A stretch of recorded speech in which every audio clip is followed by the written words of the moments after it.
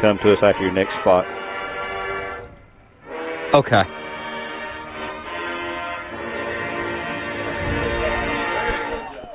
Nice. All right.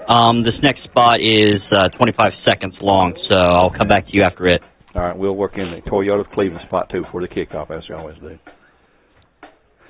Right. The kickoff hasn't started yet. Oh, 15 seconds, right? Yeah. Nice first round. Our break will be 2 minutes when we come back to you. It'll be a 2-minute break when we come back from the first break. Okay. 5, 4, 3, 2, 1. Welcome back to live coverage here at Bradley Central High School football from Johnson City Science here on the Buzz 101.3 as we begin to wrap up our Food City pregame show. The Buzz, where games are supplied to you all season long by Wholesale Supply Group through the regular season, now into the first round of the playoffs. Bears on the road, a long way from home here in Science Hill High School in Johnson City, Tennessee, about 190 miles on the highway, driving up here, about a 3-hour drive or something like that. Of course, Earl, we have to stop and have a nice meal. Well, we did. Keep our strength and energy up, of course. Had a great meal at, I guess we could say where we ate, at Cracker Barrel down at Strawberry Plains. We've been there many, many times coming up in this direction, and they always treat us wonderfully well, and great food there. So. And we just missed a college team that had been there to eat, and then as we were eating, here comes the Cock County team in to eat. So it's a very popular venue for football people. Yeah, the entire Cock County football team and staff, coaching staff, headed down to play Knox Central, so they've got their hands full there, going down Knoxville way. But that's true all across the state. The first round of the TSSAA playoffs here, the first Friday night in November, and this is the first leading to the eventual state championship of 5 rounds. So when you lose, you're out. The season is over. Just like region tournament time in basketball, along that way, the playoffs is single elimination. A lot of people still ask, is this double elimination? Nope, it's single elimination. It's you lose, you go home. And the winner, of course, advances to Maryville High School 1 week from tonight. We know exactly, well, we don't know that. Maryville or Bearden. Maryville or Bearden. Right. You know, that's I very seldom make that mistake. only with that Red Rebel bunch. I usually reserve comment there until, hey, they're playing. But, you know, I guess in my mind I've already penciled in that either Science Hill or the Bears are headed to Maryville. In fact, I told Kathy, my wife, that earlier today. I said, whoever wins this game is going to Maryville. So I guess with me, it's 100%, but it's not yet. They are hosting Bearden tonight, and there is such a thing called upsets. Got to win the game, you know. That's why we play the game. But this game tonight here, of course, the Bears coming in with a record of 7-3. Science Hill 5-5, and we've talked in our earlier part of the show that they're just not an ordinary 5-5 team. They had four losses, a total of 14 points. They had one big loss, but that was to the state's unbeaten 4A team, defending state champions, Greenville, who's won 25 in a row, I believe. Now, at last count, I read that today, but and they're probably going to win the 4A again this year. But that's the only team that really blew Science Hill out. But we're playing here, and we've already described this a little bit earlier with our friend Gwen Schroer, who's down on the field checking out the conditions. It is wet here. It is damp, but it's not raining right now. It has rained earlier today. When we came up, we went through several patches of rain. We got here with sort of a mist, pretty heavy mist. Right now, though, as you look into the lines, there's fog sort of settling in across the way. And we are on the west side of the mountains, I guess we'd say, the Appalachian Mountain chain, north of the Smokies up here, quite a ways from home. We're in Sullivan County, or Washington County is the county we're in right now. And it's a very lovely venue here with an artificial turf field, of course. They got the big Jumbotron, had one of the first in the state.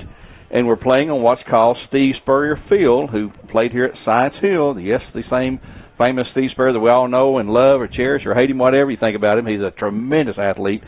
And he roamed around during the days of Steve Sloan back in the early 60s, and people do not realize this, but Steve Spurrier was a better baseball player and basketball player than he was a football player. Matter of fact, they won state titles in two of those sports when he was a quarterback here, and he went on to Florida and won the Heisman at Florida, playing down there. Yep. I think you have showed me some news clippings you have of Steve Spurrier in his baseball playing days right here for Science Hill High School, and quite a baseball. He was just a tremendous athlete. I know he rattled the cages and got under the skin a little of UT Vol football fans when he was the head man down at Florida. But boy, oh boy, you have to have a lot of respect for Steve Spurrier. I believe this is right, the 1967 Heisman Trophy winner. Yep. And here at Science Hill in 62, he led the baseball team to state titles in 62 and 63, was all-state in baseball, football, and basketball. Give the man his due. He does get under your skin, but he is a first-class athlete, All-American. He's in the Hall of Fame everywhere. You can be in the Hall of Fame, the Heisman Trophy, and all that. He played for these Science Hill Hilltoppers right here. Across the way at the old field, we found out in our pregame show that old field has been raised, and I think they told us a senior center was now there, so they've just renamed this field, which is a beautiful modern field, Steve Spurrier Field in Kermit Tipton Stadium here. Yeah, and you know, it's hard to analyze. There are just hundreds of real solid football coaches and brilliant strategy makers, but you know what? If you really analyze it as many years as all three of us have, you can kind of spot the great ones.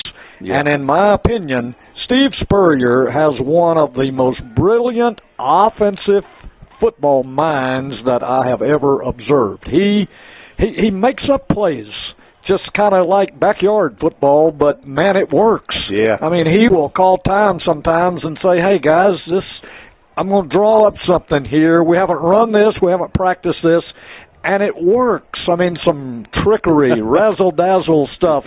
It's not off-the-wall stuff. It works for Spurrier. And he, you know, the old saying, if you can't walk the walk, don't talk the talk. Yeah. He could walk the walk. There's no doubt about that. But he obviously was a great athlete here. And this is our Southern Heritage moment we're discussing here. We always have a Southern Heritage moment and try to relate the two teams here. And Steve Sloan, obviously for the Bears, all-state in football, all-state in basketball. We won state titles in both those sports when he was at Bradley Central back in 61 and then the 62 basketball season. So they were at the same time. They equate Sloan and Spurrier and Ron Whitby, who was at Tennessee at the same era as the three greatest high school athletes in the state at that given time in the early 60s. And that's three outstanding athletes right there.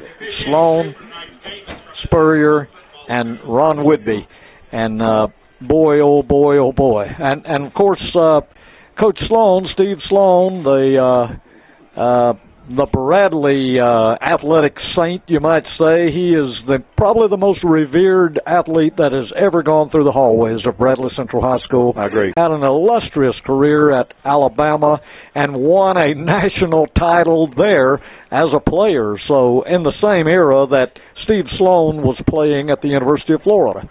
And while we've got him in here, Joe, turn your mic on there, buddy. Joe does a lot of work, of course, working for the Banner, and he has some pretty good background information about these Science Hill Hilltoppers and what we can expect to see tonight from them when they got the ball on offense.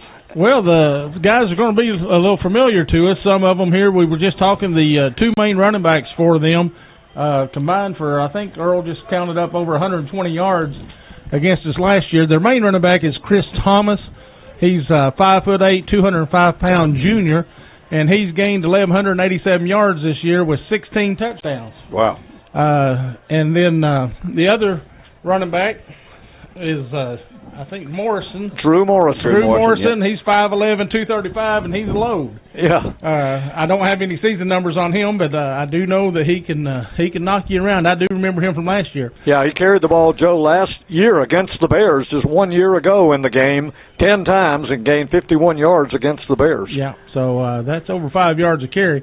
And then the quarterback this year is a junior, 6 foot, 185-pound junior named, I just got it right, A.J. Stewart. A.J., yep. He has passed for 969 yards and 9 scores, and he is their second leading rusher with 541 yards.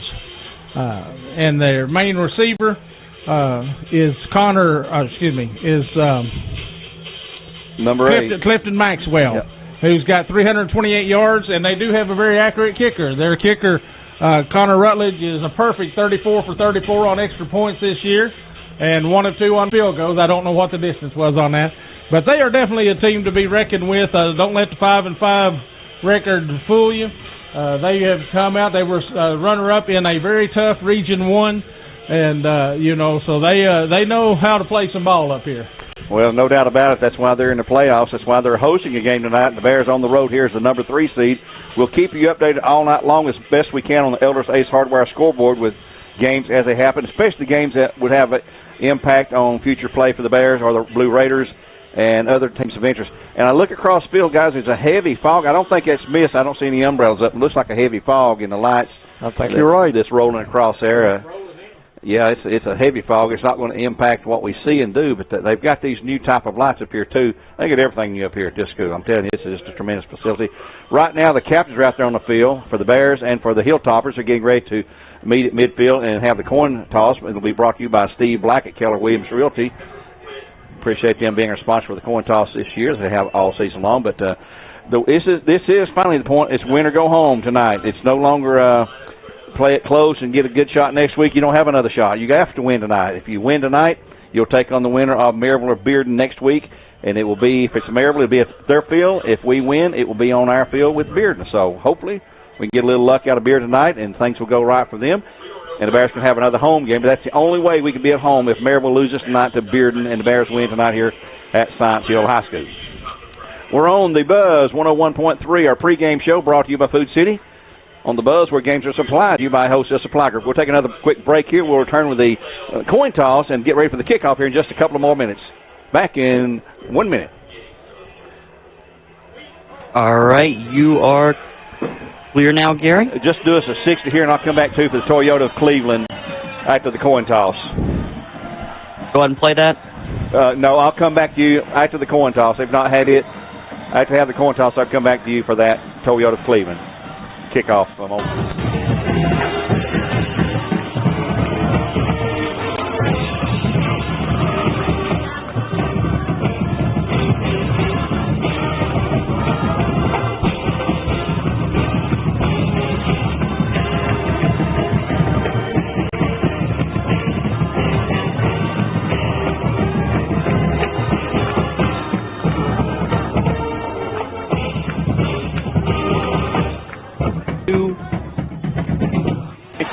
Games going around the area. Of course, Cleveland High School is on the road at Farragut tonight. That's on our sister station, Mix 104.1. We'll keep tabs on that game tonight. Polk County is home tonight, taking on Westmoreland, the first home game in the playoffs that Polk's had a while, so we wish them the best of luck. The Wildcats coach Derek Davis over there. We'll have other teams of interest in the Chattanooga area. And, by the way, Joe, the officials are from where? From the Knoxville Association. Knoxville Association, where our officials will be from tonight, as assigned by the TSSAA. So when it gets to the playoffs, they'll step in and assign those from an outside area so that they're not some upset that you've probably not seen at all this year. That's an expectation anyway.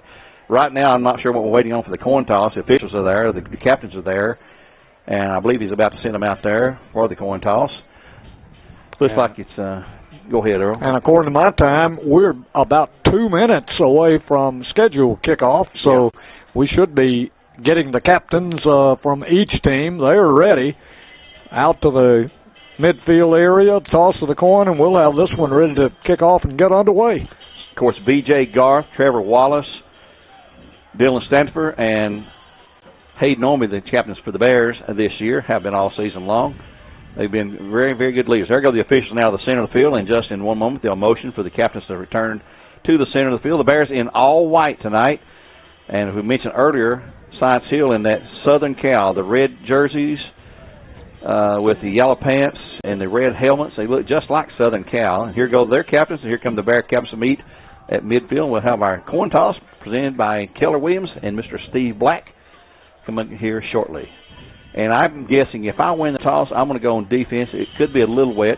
The field is going to be damp. There's no doubt. It has been raining. It's not raining now. There is a heavy fog rolling in, it looks like.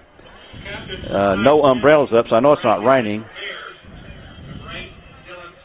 And here on the Buzz, we're going to be ready for the coin toss here in a moment. Bradley and the Science Hill captains are aligned. They've introduced themselves. They're asking Bradley to call the toss in the air. It's the visiting team, of course. These two teams played last year in this very first game of the playoffs at Bradley. Bears won 41-34, and I gave you the stats there. They were pretty impressive stats. They do like to run the ball. Here's the toss in the air. The call is going to be won by, I believe the Bears did win it, yes, and they will signal to the press box. Bears will be kicking off left or right, it looks like. Bears won the toss. They're going to defer to the second half. No, they're going to receive. Yeah. We want the ball. Okay, let's take a quick break for Toyota Cleveland. We'll be right back with the kickoff on the Buzz 101.3. All right, you're clear?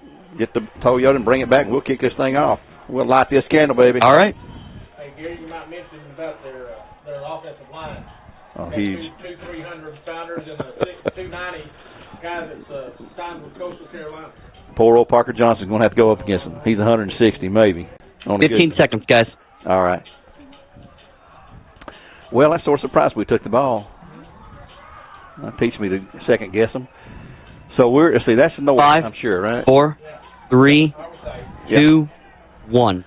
Getting ready for the kickoff here now on the Buzz 101.3 to close out our Food City pregame show. The Bears will be returning from the left to the right, which is the north end of the end zone. If you've been here to Science Hill, it's the one with the Jumbotron on the left end.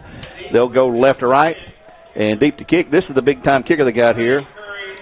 Curry back to receive, and Tucker still on for the Bears back there deep. And we were watching him in warm-ups, and he was putting a pretty good boot into the ball. Here he comes, approaches the ball, and we are underway with the kickoff. It's going to be a short kick, taking about the 16-yard line, to the 20, to the 25, to the 30, to the 30, still going to 35, 36. Looks like Khalil Lambert, number 6 for the Bears, returns it out to the 36, about a 20-yard return from near the 16-yard line. So the Bears will have a first down and 10 on the first possession of the game here, just underway from Science Hill High School. And the clock didn't run, guys. Clock didn't run on that play there. I hope that's I hope that's not an omen of something to come here. It should have ticked off 8 or 10 or 12 seconds. It didn't start. Now the officials have noticed that. Yeah, they just noticed it too. Guys, I noticed that. They should have noticed that before I did. But they're going to run a little bit of time off here, I believe. Should have run 4 or 5 seconds. Yeah. And the officials are holding up play for them to do that. And he's sitting right here beside me, and he's looking like it ain't working, guys. Uh-oh. Yep, they're checking connections right here beside of us. The fella's right next door to me, and they're going to pull the teams off the field momentarily. It is stuck on 12. Oh, man, we don't need to start like this, guys. There we go. There we go. We run a couple of seconds off. So they'll call the teams right back to the field now. They shouldn't run more than 2 seconds because he ran that about 20 yards. Yes, he did. So we'll see if they leave it at 11:58. They might leave it there. I guess they will. The officials are back out there. They're calling the teams back out now. And at some point, we will start this game with our first play. Here we go. Yeah. Okay. It looks like it's going to go to 11:52. 8 seconds. 8 seconds, Randolph. That's more like it. Yeah. That seems fair there. 11:52 to go after that return by Khalil Lambert from the 16 to the 36, a 20-yard return. The Bears will have a first and 10 in the backfield. McCleary along with Stanford, of course, in that shotgun. The Bears will load out to the left side with trips that way. Solo man out to the right side on this end. Here comes the snap to Stanford, pass down the flat to Curry. He's going to take the ball on the catch. It's complete. He's going to have 5. He's going to have a good 10 yards. He's got ways 30, 35, 40, 45, 50 to 45 and brought down at the 47-yard line in Science Hill territory. 17 yards. Big pickup and a Bear first down for Cleveland Ford that time. He broke a tackle or two. They'd like to have him be at the line of scrimmage and step back and catch that quick pass, and he's got 2 blockers there in front of him as the wide receivers. They had the trips on that side. Here's a quick snap. Handoff in the middle. That'd be McCleary going to the left side. He throws the ball and gets it. No, he did not get it, but the Bears got it. Yep. Oh, he hit through the line. It fell out of his hands. He'll take it to the 40-yard line. A 7-yard gain. Ashton Boyd recovers, so it's a 7-yard pickup after the fumble return. Is recovered there actually by... And he really, like you said, Gary, he just dropped the ball. He wasn't hit. No. I don't know if it was wet, but he just lost control of it. But still, it results in a 7-yard gain for the Bears. 2nd and 3. The Bears with twins to the right.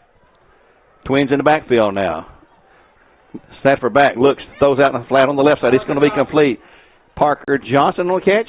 He's going to have no gain. Actually, he'll lose a yard. From the 40 back to the 41. It's going to be 3rd down now after the loss of a yard. That's going to be 3rd and back to about 4 now. 3rd and 4 at the topper 41-yard line for the Bears. Just underway in the first period, the first drive of the game, 10:40 to go in the period. Glad to have you here on the Buzz and also on the NFHS network tonight. coming to you from Science Hill High School. Different look here. There's a different formation there, guys. Here is Stanford faking the handoff, rolling to his right in trouble. He's going to throw it out in the flat. It's going to be intercepted. Down the sidelines, he'll return it to about the midfield and across to the 49-yard line. And that was an ill-advised pass, but Dillon should have thrown it away. Yep, throwing on the run right there. 19, Grant Wilson. Wilson on the return. The interception, about a 15-yard return down near the 35-yard line back. It's now, though, at the Bear 49. First and 10 for the Hilltoppers at 10:18 to go in the period.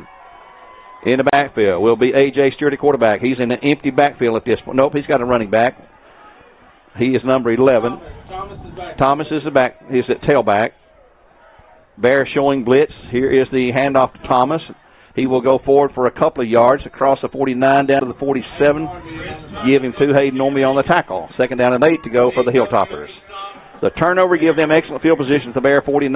That pass really, they'll like to have that one back. He shouldn't have thrown that. It was. Yeah, he was being chased by two guys. Yeah. And rolling out, he just threw it on the run and didn't have a lot on it, and it was just picked off easily. Thomas again in the backfield. Here is the fake. The quarterback keeps this time. He'll go to the right side. He's scored good yards. He's got 5. He's got near 10 down across the 40 to the 35. And a fumble on the play down there, I believe. And I believe A.J. Stewart, nope, no fumble. He'll have the first and 10 to 31. First and 10 to the 31 for the Hilltoppers on a huge run that time. 16-yard run by the quarterback, Stewart. He's a junior. He was here last year. So was the running backs. Again out of the shotgun. Stewart will keep it to the Thomas. The handoff. He's going to be hit, and he will not get much, maybe a yard. Cole Ryer on the tackle down to the 30-yard line for the Bears. It's going to be 2nd down and 9 to go. 2nd and 9 for the Toppers. Almost, yeah, it's going to be right at 9. Clock's at 9:08 in the first period. No score. This is the first drive after the turnover on the interception the Toppers picked up. They're in Bear territory. 2nd down and 9. At tailback position. Here is the handoff to the running back into the middle. He'll have nothing. Thomas maybe a yard down to the 29. We'll call it 3rd down and 8. Good stop the middle of that line. This is a monster size line. A couple of guys over 300 pounds in that line for Science Hill, and Bradley's 160, 180, maybe on a good day. 3rd down and 8 to go. Stewart the quarterback, Thomas the tailback right behind him. They're set to go at 8:30 in the game, end of period. Bradley showing blitz again. Back to pass, looking, rushing. A little pass to the flat's going to be complete, and he will be losing yardage. Yep. And he is nailed out there on the left side. And that was to Thomas, I believe. Yep. Thomas on the catch. He will lose about 3 yards back to the 32-yard line. It's going to be 4th down and 12 to go. 38 on that tackle. That's going to be Ken Hooper, the sophomore on the tackle for the Bears. They had that play sniffed out. Tried to do a little bubble screen out there to the right side. And 4th and 11, it looks like they'll go for it. Going to huddle up this time. And, yep, they're going for it on 4th and 11 at the Bear 32-yard line. Bear defense needs to stop them right here, get the ball back. Again, showing blitz. He's rolling out to his left, pass across down the flat, out of bounds, Bear ball. Overthrown, good coverage, and he'll have to throw it away, and the Bears will take over 1st and 10 at the 32-yard line. So we gave up turnover, Earl, but, hey, give up first down. Defense looked good. After that 16-yard run, the second play of the game, boy, they stiffened.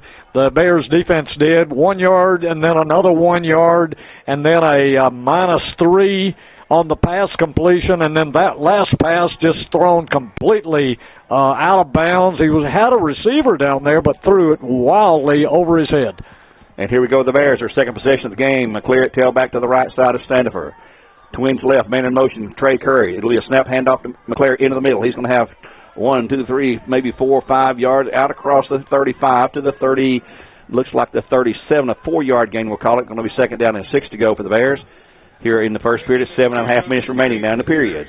We'll have you updates all night long from other games throughout the area as best we can achieve those. Bradley overloads to the right side this time with trips. Sanford, high snap, throws it out in the flat. Going to be a jump pass complete to Curry. He's got 5, he's got 10. He's out to the midfield and down to the 46-yard line for a Bear first down and for Cleveland Ford as well. Mark him down at the 47. They pull him a yard back from the 38 to the 47. Earl, that's a pretty good gain right there. That's 9 yards right there, and Curry is his familiar target right now. That's flag. His second. Flag on them. It's a personal foul on Science Hill. 15 yards added on for Science Hill. Personal foul after the play.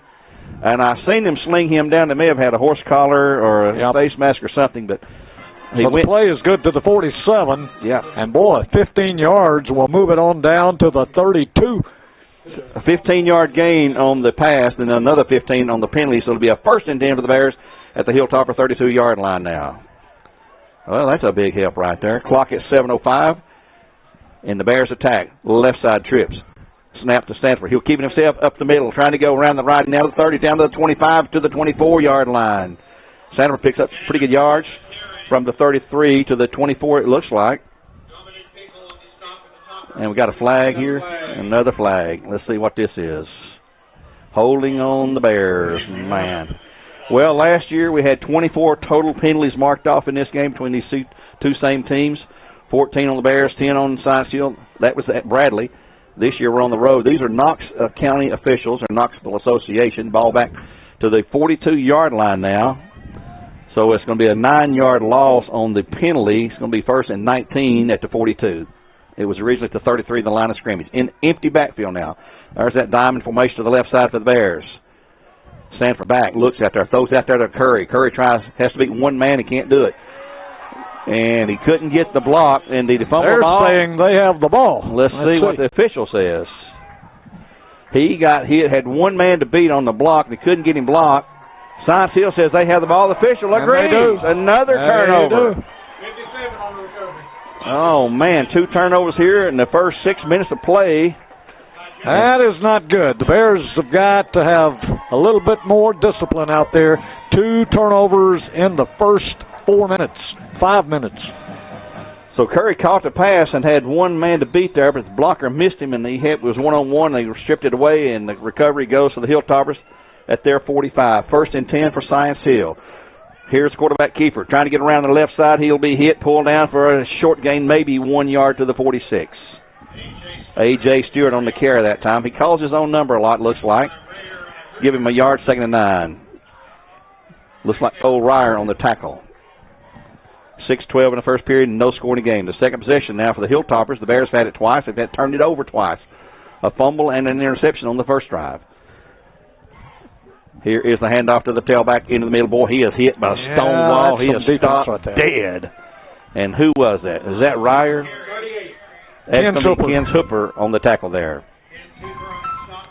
Get a report from the sidelines here just after this next play with our friend Gwen Schroyer. Right now it is going to be 3rd down and 9 for the Bears. For the Toppers at their 46-yard line. Topper ball. Bradley showing blitz. Back goes Stewart, throwing out in the flat. It's going to be complete. He's going to be making the first down. Boy, he's right at it. Right at the sticks. Pushed out on the far side. He's got it to the 44-yard line. Quickly to the field down there to Mr. Schroyer. The field is pretty slick down here. There's a surface slickness with this misty rain that's coming on. I'm also seeing the temperature dropping. A lot of people doing some stretching down here. Is it raining or is that fog? It's definitely a misty rain. It's kind of a miserable feeling. Okay, thank you, sir. There's Gwen Schroyer from the sidelines for the Bear report there. 1st and 10 now for Science Hill at the Bear 45 at that good gainer on the little short pass out in the flat. A.J. Stewart ready for the snap. He has it. Hands off. It's tailback. Thomas. And they've got Thomas. Well, Thomas was wrapped up, and he sneaks through there, and he's going to pick up a first down. He was hit at the line of scrimmage and burst through there somehow and gets all the way to the Bear 34 for another first down for the Hilltoppers. 11 yards. 11-yard gain for Science Hill. I do see some umbrellas popping up now. So that fog in the lights is actually a mist, I guess. On 1st down and 10, Stewart's pitch back to Thomas. He bobbles the ball, keeps it, though, to the 30, and he'll be down to the 29-yard line. A flag on the play, Khalil Lambert on the tackle. This could be on the Hilltoppers. Let's see. The officials are conferring. They'll pass the word along. The pass was complete down, or the run's complete down to the, 29, looks like? Yep. And he was pushed out of bounds at that point. Here comes a call from the official. We've already had one major mark-off against Science Hill. This one will be a personal foul, face mask on the Bears. Well, it's going the other way, so there's a major penalty on the Bears here. Guys, this is shaping up like last year's 29 will be just about half the distance. 14-yard line. Yep, 15-yarder. First and 10 Toppers now at the Bear 14-yard line. Mercy. 5 minutes exactly now on the first period of play. Bears have had 2 turnovers, and that major penalty right there did not help the cause at all. I guess someone's called timeout on the field, or Science Hill is up here. Oh, yeah, I see him now. I'm sorry about that. Do have an injured. That's a Bear, ain't it? In white. Yeah. That's one of the Bradley players. Khalil Lambert looks like he's down right now at the 28-yard line. He was in on that tackle. Yeah. And that's what happened there. I don't know. He's up. Yeah. He's walking off, limping a little bit. Khalil for the Bears, one of our seniors, defensive back. He's had some interceptions this year, a couple of those. Here come the Hilltoppers back on the field at 5 minutes in the first quarter. No score, but they're on our 14-yard line after that latest mark-off. Juju, they call her, Julia Savage out there, a great trainer, taking care of Khalil. And we're about ready to go with the next play of this drive. The Bears had turned the ball over twice here in the first quarter, once on an interception and once on a fumble. In an empty backfield now, Stewart spreads his guys out, twins to the right side. He'll take the pitch himself and run it, and he'll run it for a short gain down maybe a yard to the 13. 14 to the 13. Hayden will be on the tackle. Second down and 9 to go for the Toppers. They're working right to left if you're listening on the radio. If you're watching, they're working south to north. This game being broadcast through the NFHS network. You have to be a subscriber to see it there, and you can go to BCHS.TV to see how to subscribe. Under center this time. It'll be Stewart back. Hands off to his tailback. Oh, that's a touchdown. Big hole. Big hole for the 13-yard romp and a touchdown for the Toppers at 4:15 to go in the opening quarter of play. Right up the middle that time, got some good blocking, found the hole and took it home from 13 yards away. That's the first snap they've had under center tonight. You expect both these teams to have a few things cooked up since this is the last gasp win or go home.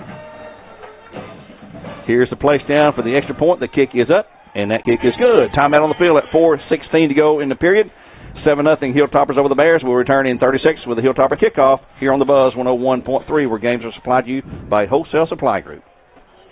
One thing to love about the Tennessee Valley is Bradley Central Show Choir, Vocal Motion. The other thing to love is the local Geico office on Lee Highway. You could save a lot. Oh, you could save a lot.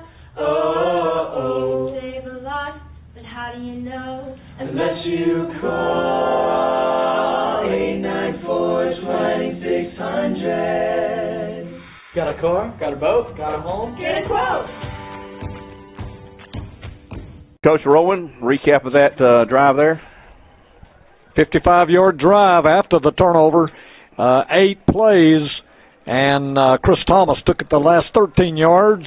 And the extra point, he hasn't missed one all year. Connor Rutledge tacks it on for the Toppers. Joe. We do have a score from Knoxville. Farragut is up 7-0 with 8:40 to go in the first. Farragut over the Raiders 7-0, 8:40 in the first. Here's a long booming kick into the end zone. It will not be returned. The Bears will take over first and 10 at the 20.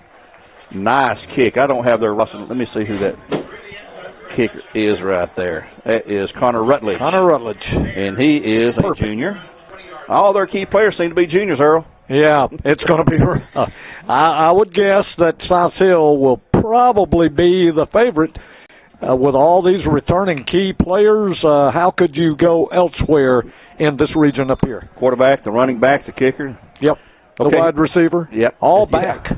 Here come the Bears now, trailing 7-0 Stanford with McClary in the backfield, his left tip. Twins left, twins right for the Bears here on their third possession of the night. They've turned it over the first 2 times. Stanford will carry himself, pitch out to McClary. He's going to have 5. He's going to have the 10 yards and a first down for the Bears. Yep. Out across the 30 to the 31, maybe the 32. First and 10 for the Bears and Cleveland Ford. That was a dangerous pitch, but Stanford rolled out to the left and pitched at the last gasp to McClary, who was trailing him, and he picked up good yardage for the Bears. 12 yards for McClary. Another Bear first down. The Bears have 4 first downs. Toppers have 5. Got to hang on to the ball. Bears overload to the right side this time. Hand off inside to McClary, though. Up the middle, he's got 5. He's got 10. He's got another first down for the Bears to the 43-yard line. He'll pick up the Bear first down and the Cleveland Ford first down, move the sticks. Keep the drive alive. Hang on to the ball, guys. Ball out now to the 43-yard line for the Bears. They trail 7-0 at 3:35. The clock running here in the first period of play. Cleveland trailing 7-0 at Farragut the first quarter of their game there from Knoxville. Sanford. High snap again. Hand off to McClary into the middle. He's got yards. He's got 5. He's got another first down and still going down across the 50 to 45 to the 45. They'll back him up there to. It'll be a 1st and 10 for the Bears, and boy, they're finding some holes and getting some blocking in there. 13-yard run by Ricky McClary right there. 3 straight carries by Ricky. He's had 12, 11, and then 13. He's getting some hunks of yardage, and he's getting some really good blocking on that left side of the offensive line. They found something that really works there. The Bears will overload this time receivers to the right side. Sanford, the snap, again, hand off to McClary into the middle again. He's going to have, he's got. That's Parker this time? Yeah, Parker Johnson. Yeah, Parker Johnson, not McClary. Down to the 41, a 4-yard gain, though. 2nd and 6, down to the 41 in Science Hill territory. Bears' running game right now is moving the ball on this drive. There are 2 turnovers come on an interception and then a fumble after a run on a pass reception. With McClary in the backfield this time. No, that's Parker staying in there, looks like. They're going to overload to the right side. Boy, the high snap, bad snap. And Sanford gets it back. Now he's going to have the first down. He's down to the 35, down to the 30-yard line. And a great pick up that time off a high snap. He fumbled the ball. And we've got a problem getting the ball down there in good position. And he made something out of nothing there. Yeah. That was just strictly freelancing on Dylan's part. And he ends up going from the 41 down to the 32, 9-yard pickup. 1st and 10 for the Bears in Cleveland Ford. Parker Johnson stays in the game for the Bears. They look to the sideline for the first time to change signals tonight. Bears with trips to the right side. Sailor Clark out to the left side. Solo, looks like. Long count. Here's a snap. Hands off to McClary, trying to get to the right side. He's going to be hit. That's Johnson. Sorry, he's going to be positive yards down across the 30 to the 28. A gain of 4, 2nd down and 6 for the Bears. Parker running hard. Here comes McClary back into the game, looks like. Parker will check out. Bears have found a way to run inside against this big behemoth of a line. They're probably not the swiftest guys. They are huge, though. 2nd down and 6 to go. Ball placed down at the 29-yard line. Looks like the 28. Scoreboard says 29. But it's the 28. 28-yard line. We're in the first period with 1:50 to go. It is 7-0 Science Hill. They scored on a short field after a turnover by the Bears. Here go the Bears. We're set now, ready to go. Sanford will hand off to McClary in the middle. He's got good yards. He's got 5, 10, 15, down to the 15 and inside about the 13, 14-yard line. A 1st and 10 on power running by McClary and a first down for Cleveland Ford. Yep, and he's getting hunks of yardage. 14 yards right there. All the way down to inside the 15 to the 14. Huge pickup, and they are really finding some holes. And when he's turning on the speed, running north-south, he is very, very effective running the ball. Bears will have trips out to the right side. Overload, no one to the left side at all. McClary to the left side of Stanford this time. He will hand off to McClary. He'll go into the middle of the line across right tackle and push the ball down to about the 11-yard line. A gain of about, 3 from the 14 to the 11. Looks like about a... Yep. Now, let's see. They're going to give him just 2, looks like. Call it 2nd and 8. A short 2 at that, almost 9 to go still. Ball is down at the, looks like right at the 12-yard line from this angle. Bears again look to the sideline. McClary in the backfield. They'll swap out the receiver. They'll flip the receivers around. Clock's at 30 seconds in a period now. Sanford takes a snap. Back to pass. Passing the flat to McClary. It's going to be complete. Down to the 10. Down to the 5. Into the end zone. It's touchdown Bears. A 12-yard pass play. Sanford to McClary. And the Bears have a chance now to tie it up after the Tennessee Valley Urology's touchdown. Boy, that's what you call moving the ball down the field. Yeah, they got hunks of yardage. Started at their own 20 and just moved it steadily downfield. That's the first pass, too. They stayed pretty much on the ground and got big yardage several times. Senior Clay Shoemaker attempting the extra point for Ed Cycles to even this game up at 30 or 23 seconds appeared. Here's a snap. The place down. That kick is up. And it is good. We're tied at 7-all. Back in 1.5 minutes with the Bear kickoff. 7-7 our score from Science Hill on the Buzz 101.3, where games are supplied to you by Wholesale Supply Group. Check into, check it out. Your wallet's empty and you've got bills to pay. What do? Stop worrying. Get the cash you need today at Check Into Cash. We offer payday advances, auto title loans, and lots of ways to put the cash you need in your pocket today. And we make it quick, easy, and confidential. So stop worrying and stop in to Check Into Cash today. Visit checkintocash.com for the store near you. Back now. Feeling a little better, Earl. Nice drive of the Bears there. Much better feeling up here. How about it down there, Gwen? Hey, the drill down here is go up the middle. They're pushing off the left tackle again and again and again. But the excitement is down here on the field. When they scored that, I could feel the energy coming from the Bears. They missed Brett Whitehead. He's not here tonight. That defensive coordinator back at home, I know he's watching, but that was for him. All right, for Brett Whitehead. Well, thank you there, Gwen, for that report. Here comes the Bear kickoff. It's a high pooch kick. It's going to bowl. The Bears could get a shot at this, but no, just picked away by Science Hill, but it'll be a short kick to the 41-yard line. And I was told earlier this week they're going to do some pooch kicking, and that's exactly what they tried there. So they'll have good field position, though. The Toppers will. Looks like they'll put it down at the 41-yard line. 1st and 10 in a 7-7 game now with 19 seconds to go. Let's go to Joe. We got an update from Knoxville. Farragut is up 14-0 now. And Cleveland still in the first quarter. Our Elders Ace Hardware scoreboard report. Thank you there, Joe. And that last drive, good-looking drive for the Bears. 80 yards in 9 plays, and it was the Ricky McCleary show, undoubtedly. Now the tailback, way back there, and a fullback in there. Back goes. Here's a handoff, though. He gets loose, and he is hard. That's Harris, spinning and twisting and turning and driving for 15 yards. Make it 14, down to the Bear 45, and that will probably be the last play of the first quarter here.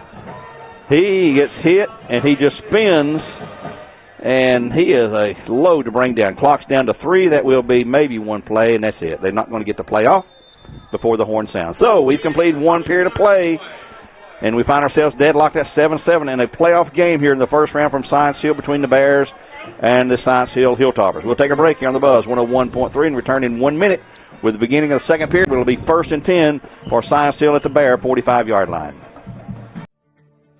CRCC to me is a calling that God placed on my life to really step out in faith on something that I didn't think I could do, and it's been amazing to see how God's worked through it. CRCC stands for Crossroads Community Church, but we're a church that our vision is to be a life-giving church in our community. We do that through helping people know God, find freedom, discover their purpose, and then go make a difference. And so that's what we're doing every week, is helping people discover their jam and go make a difference.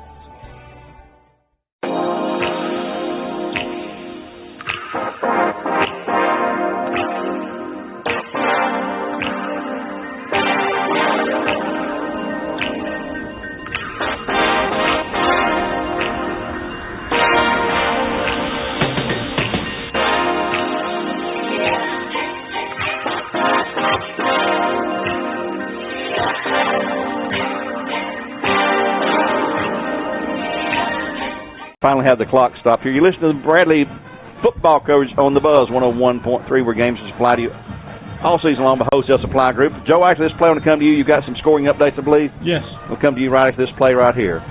1st and 10 for the Toppers at the Bear 44, it looks like.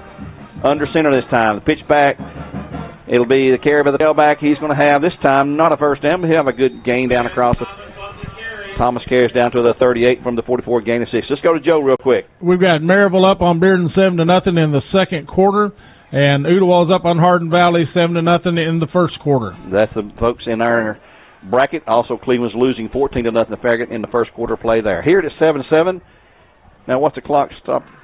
Oh, the clock didn't run again, guys. Now they're counting it down again. We've had clock issues all night long. They'll stop it at 9 seconds into the quarter, 11:51.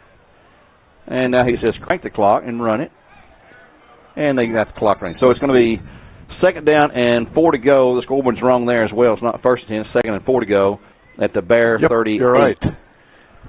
Under center again, handoff. It'll be the tailback again, Thomas, down to the 35. He's short of the first down, but close, be about a yard shy. It's going to be 3rd down and about 1 to go. They've got to get to the Bear 34.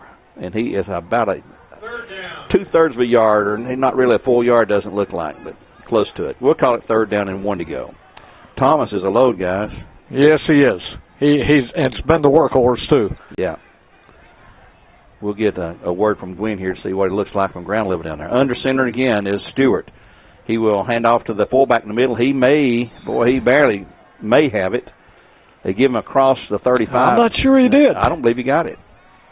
I don't think he did. If the spot on this side, it's fourth down. He did not get it. That was good defense on the part of the Bears right there. Middle of the line there, the fullback took it right in the maybe a half a yard to go for a first down, though.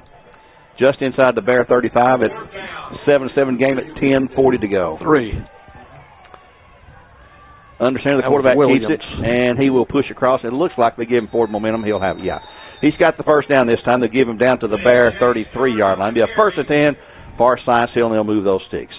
Gwen, if you still got your ears on, what's the big guy look like from the ground level down there? Well, I got to tell you, I don't know that it really matters who's running the ball back there. If you're looking at number 75 and number 66, they look like they're about 8 feet tall and about 8 feet wide. They can, push through pretty hard. If they would keep going there, they might have a better shot at their running game all night long. But they're both over. Whoever's in the backfield is going to run through those two. Man, they're both over 300. Back goes the quarterback to pass, throwing into the end zone. The long pass down the field. Overthrown, incomplete. It'll be second down and 10. He had a guy there, but he was covered, and he overthrew them both. It'll be second and 10. And watching him warm up, we saw it didn't look like passing was his forte. It looked like it was running. He doesn't throw the ball like a true quarterback. He just kind of flings it. Mostly arm motion, and that time he overshot the man who was in the end zone and single coverage, but neither one of them had a chance to come up with the ball. Second and 10, the clock stopped at 10:08 and a half, 7-7 our score here on the Buzz 101.3. First round of the playoffs this season. Gary, we passed that East Hamilton bus coming up, and Joe's got a score for you. They were headed for Greenville. Okay, Joe, how bad is it, Joe? Welcome to Greenville Hurricanes. It's 34-0 in the first quarter. Holy smoke. And now hitting the backfield. Let go Bears defense. They stuffed him that time. A loss this time by Harris. And that's some of the big guys. Hayden Owenby, and there's Ken Hooper, Cole Ryer, and Cam Arrowwood. 4 of them. 2-yard loss, third down and 12. This may put them into a definite passing situation. We'll see. The ball back to the Bear 35, third and 12 for the Hilltoppers. Yeah, they greeted him, and maybe they figured something out, get around these big guys here. Out of the shotgun this time. He'll roll to his left, looks downfield, want to throw, he's going to get hit. Here's a pass going to be down the field. He caught it incomplete. Almost made a tremendous catch. He would have had a touchdown. It's going to be 4th and 12. They're going to go for it. You know that. I saw a report on Greenville in the game. They scored 42 points in the first quarter in one game in 54 seconds of offensive possession. 42 points. And that's one of the losses that South Hill has. Yep. 42-0, and they're up on East Hamilton in the first quarter, 34-0. Here is always a pooch kick. He's shifted into punt formation, going to punt it, and they'll be down inside the Bear 5. Oh, they're playing the kicking game. Man. 2-yard line, folks. Pretty sneaky. Yeah. Gwen, you were right there. They got it before it went in the end zone, didn't they? That was pretty sneaky. Wow. That did not look like it was going to be anything on a foot like that, but he did. Shifted right out of the quarterback formation into the punt formation, a short pooch kick. Nobody saw that one coming at the 2-yard line, and boy, oh boy, would people like Johnny Majors and Coach George Capago, they would be proud to see this kind of game being played. I mean, a pooch kick, a quick kick there, rolls dead at the 2-yard line. It was a called, planned kick. They had 2 guys down quickly, defending it on the roll to keep it from going in the end zone. Bears are starting in a deep hole at their own 2. In a tight formation under center. Sanford will take the snap, hands off to his running back. Well, he's got McCleary out to about the 5, so he gets a little room. Give him 3 out to just across the 5, where it'll be second down and 7 to go. We're at 9:06 and a half, 7-7 our score here from Science Hill High School between the Bears and the Hilltoppers. These two teams met last year at Bradley. 41-34, the Bears took the win in that game. Again, the Bears in a tight formation with no wideouts at all. Everybody right there with the quarterback and the running backs here will be, here's a good run up the middle. That's going to be McCleary. He's going to the 10, to the 15, to the 20, to the 25, to the 30, 35, 40. Oh, he almost. No, he's out of bounds back here, guys. Yep. They back him up. He went out about the 20, about the 30. we'll see exactly where the spot is, but a big game. McCleary having a game of his life. Yep, down the left sideline, and, buddy, he was by the entire defensive secondary of the Toppers, and just simply he ran out of bounds. They're going to call him at the, 28-yard line. First and 10 for the Bears in Cleveland Ford. The Bears look to the sideline, changing the play up. Coach Moody and his staff signaling the new play. Now we have the spread offense again. Trips to the right side, Solo left side, McCleary to the backfield. They'll shift him to the slot position there. Stanford throws a pass down the flat. It'll go for a catch, and then he's going to be hit for a loss. Oh, not a good. Curry. Curry is down, too. He is. Getting up slowly. Got him down for a loss, huge loss. Let's see, they're going to put him back to 23, 5-yard loss. 2nd and 15 to go. 5-yard loss on the pass. They have seen that play too many times, guys. We've run it too many times. And you've got to get the block. It can be successful, but you've got to get that block on that first defender there. If you don't, you're in trouble. And we didn't, and we were in trouble. 2nd and 15 to go. This time, Twins to the left side. McCleary with Stanford. The snap. Stanford back, looking, throwing cross. Pass going to be complete. There's a tight end catching it. That looked like Carter Howard. Let's see who that was. And that may be Howard Carter. Carter Howard's his name. He's a freshman for the Bears, a freshman. That's the first time I've seen or recall Carter Howard catching a pass this year. It's going to be 3rd down and about 5 to go. You got 10 on that. 10-yard gain. Yeah, he's a big guy, too. Just a freshman from Lake Forest. 7:50 to go here in the opening half. Big play for the Bears in their offense here. The snap to Stanford. He's going to call his own number this time, trying to get outside. He's got the first down, looks like. And he is waylaid. I believe he's got the first down, but, man, he paid the price, and he is up, looks like. Let's see, is it going to be a first down? Yeah, move the sticks. That's a first down for the Bears in Cleveland Ford. 39. 6-yard gain by Stanford. Dylan says, is that the best you got, guys? I can take that all night long. He is a tough hombre, boys. 1st and 10 for the Bears, 7:45 and a half, 7-7 to score. Parker Johnson in now for McCleary. Trips to the left side for the Bears. Stanford hands off to Parker. Into the middle, he'll plunge, maybe a yard, maybe. Boy, that big line just slams it shut. He might have a yard. It'll be 2nd down. Yeah, they're going to give him about a yard. Wynn, what's the field conditions down there, sir? I'm going to tell you, it's slick. It is slick down here. If you don't have deep cleats, I don't know. I thought about wearing cleats tonight. We want to have you and Joe Cannon at foot race for the night over there. That's for sure. Bears have it now 2nd and 9 to go. They're going to change up the play one more time. Twins to each side. McCleary back in at halfback position for the Bears against this huge line. And we the handoff to McCleary up the middle. Boy, he's getting some blocking, but he will not have the first down. He'll get a couple maybe. And then they're going to throw him back. Boy, it's getting physical out there, guys. A little emotional. They're going to mark him down to 42. A 2-yard gain, looks like. Yep. That's 3rd and 7 coming up. That's where they're putting it. Yeah. It got a little chippy, if I remember, at home last year with all those penalties. Right now, big down again for the Bears, 3rd and 7. Dylan Stanford called his number the last time and got the first down. Took a huge hit, though. They don't want him carrying the ball too much.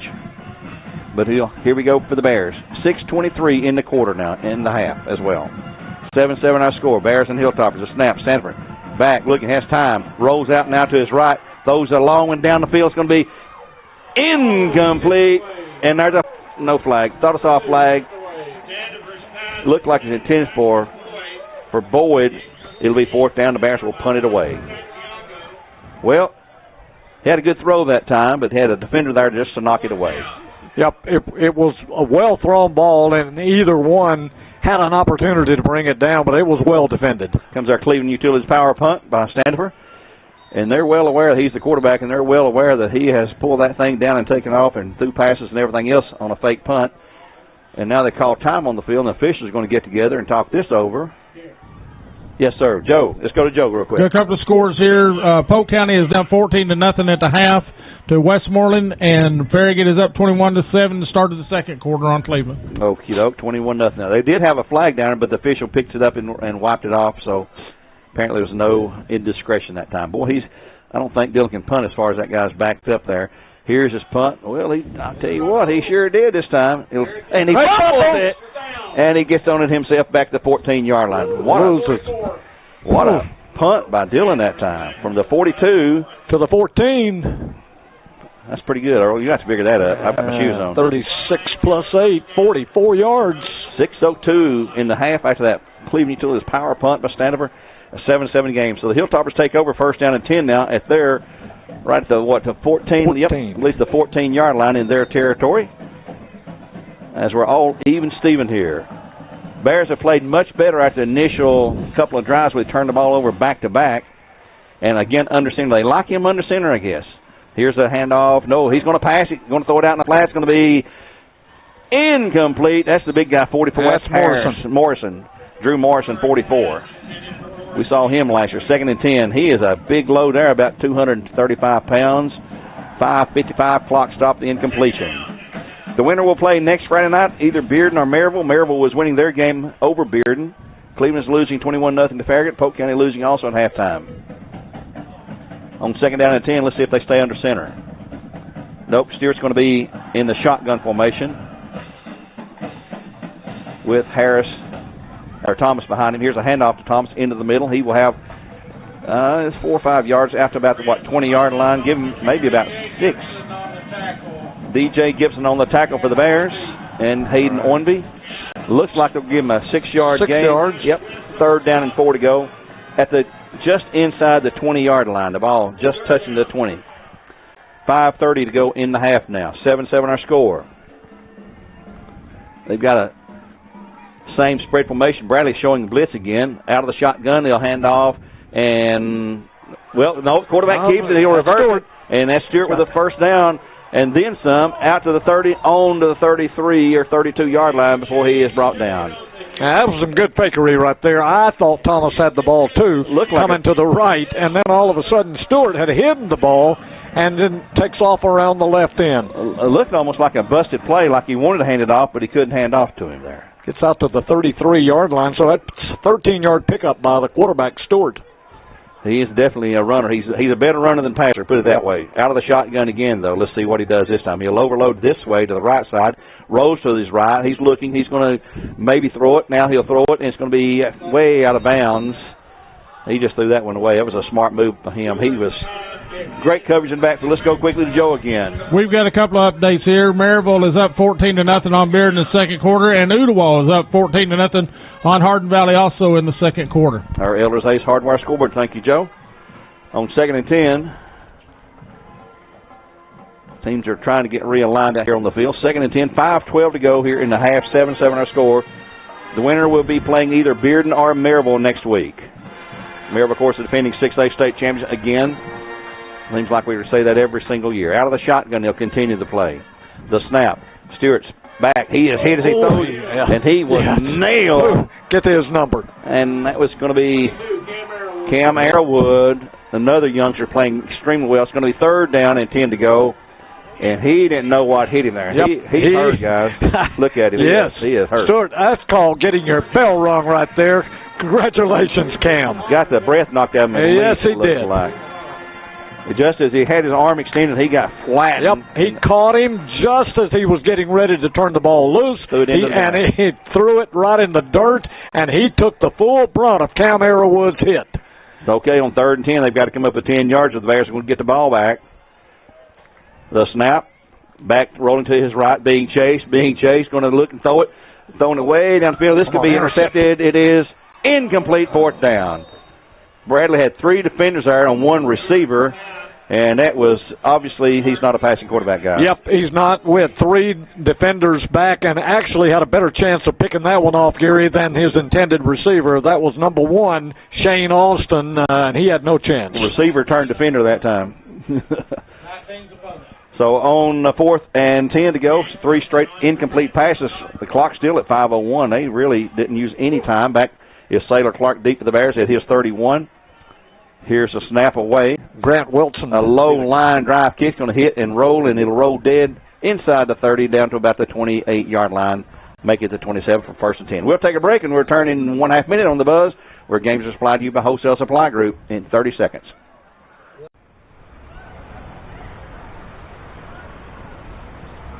Wait!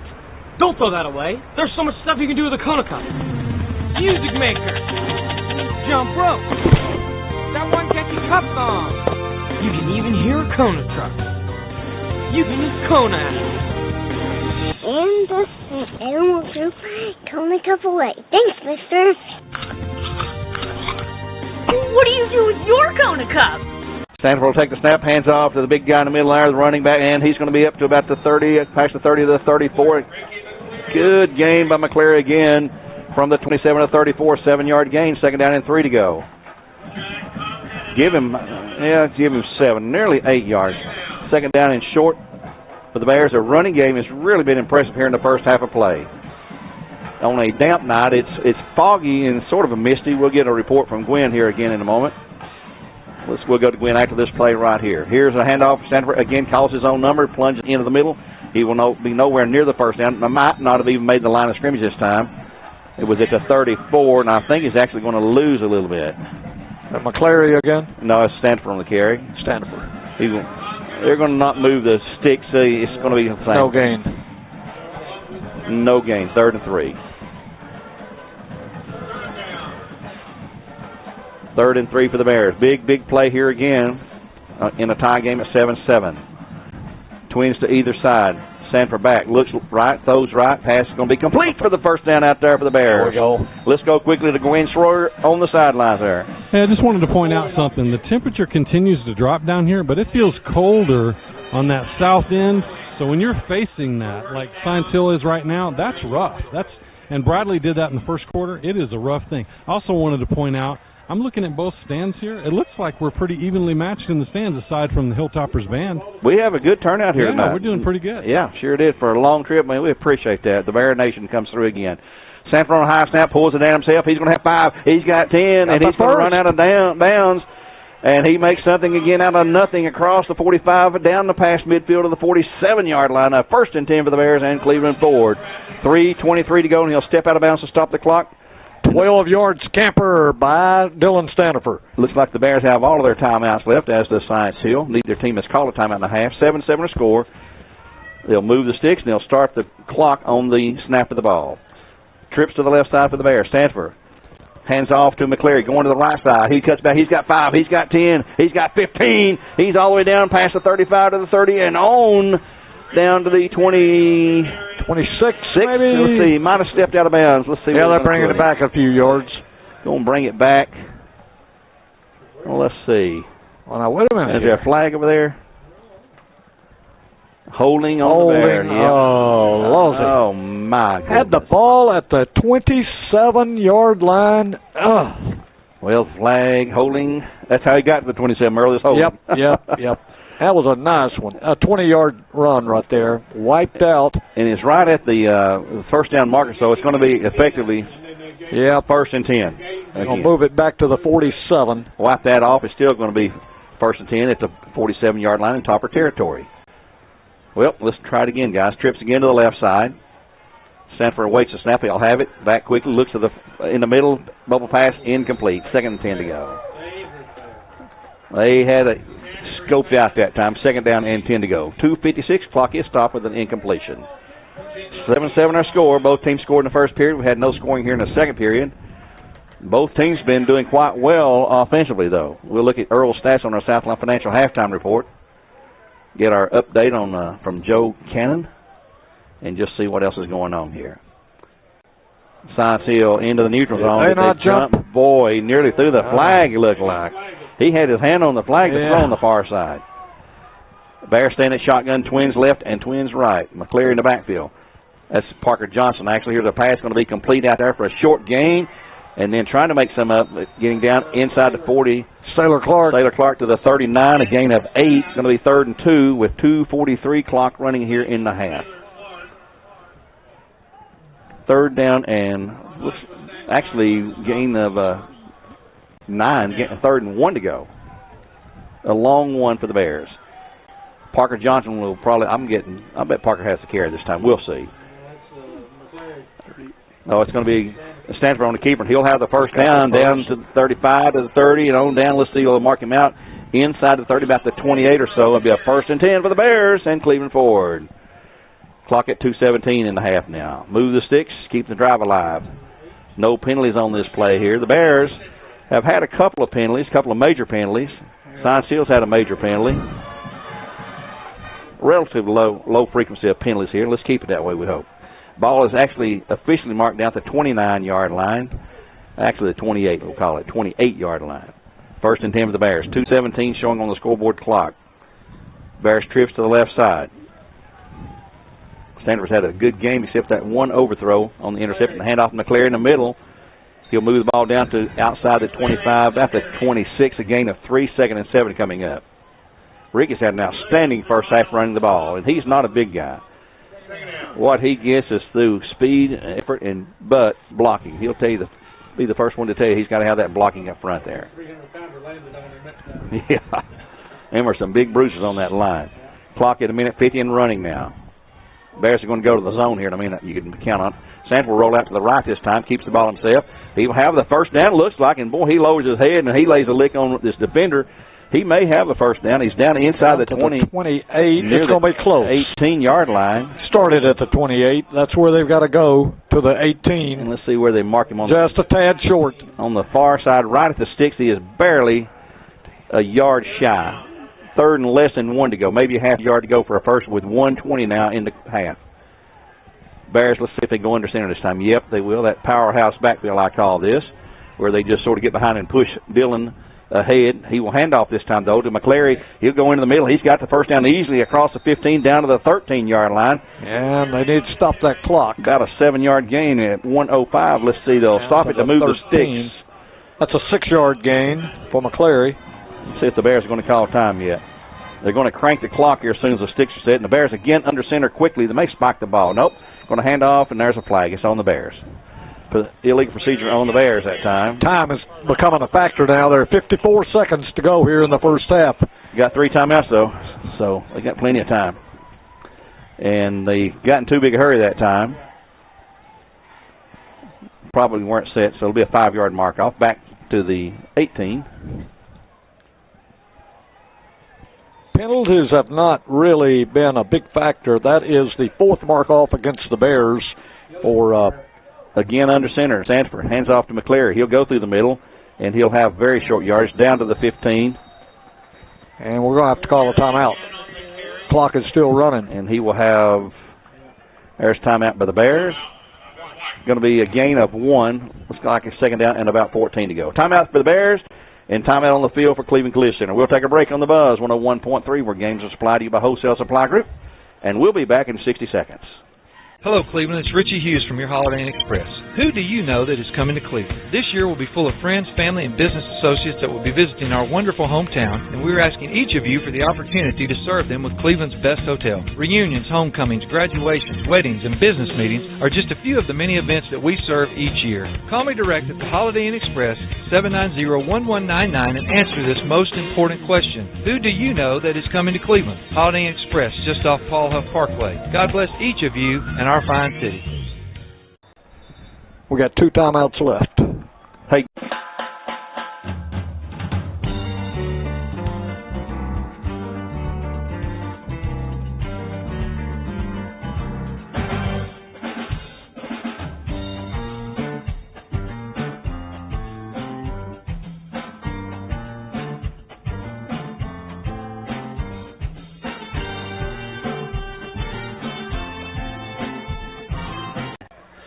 Well, we started to have a play. We got a penalty call, and it indicated it's on Science Hill. It's an illegal substitution. There it is.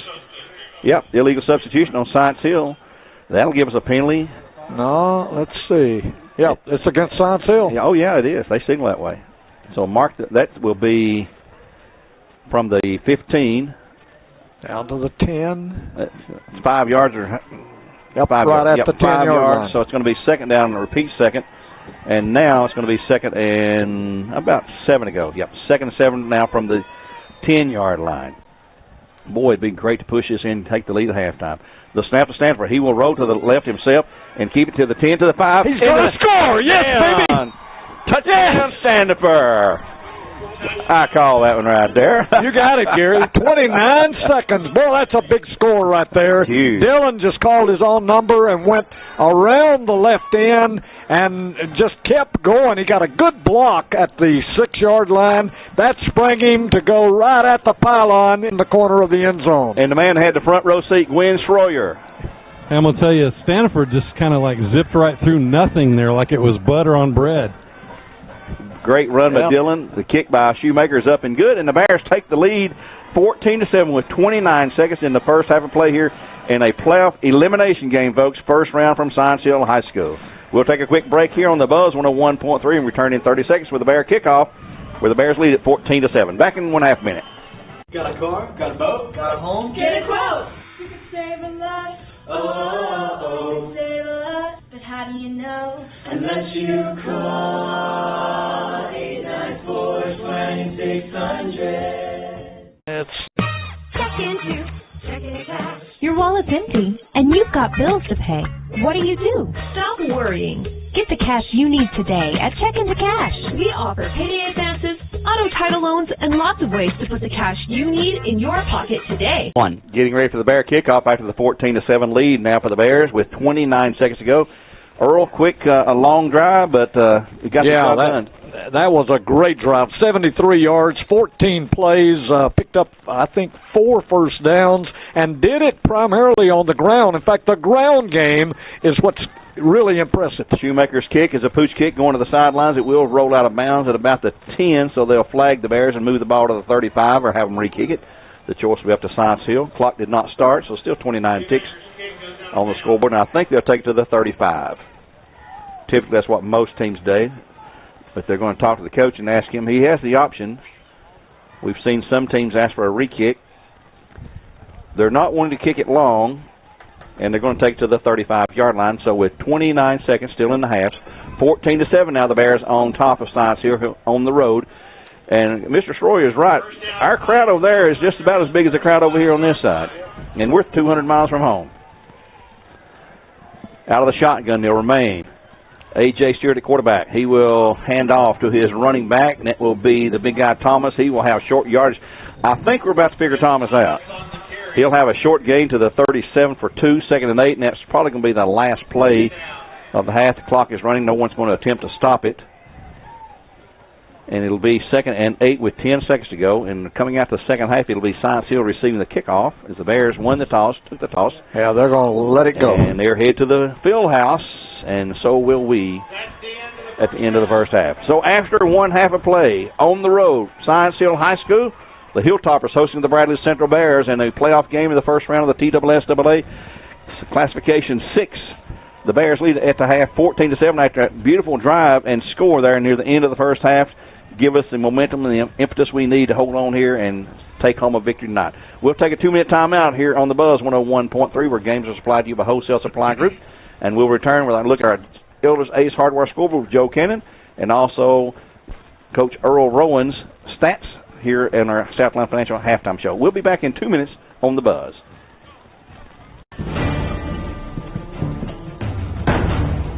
Our new hot, fresh breakfast will get you the readiest. Holiday Inn Express. Be the readiest.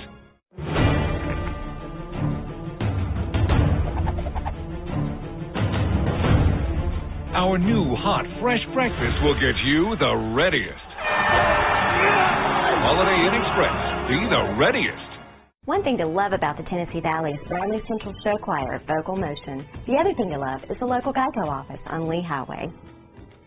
You could save a lot. Oh, you could save a lot. Oh, save a lot.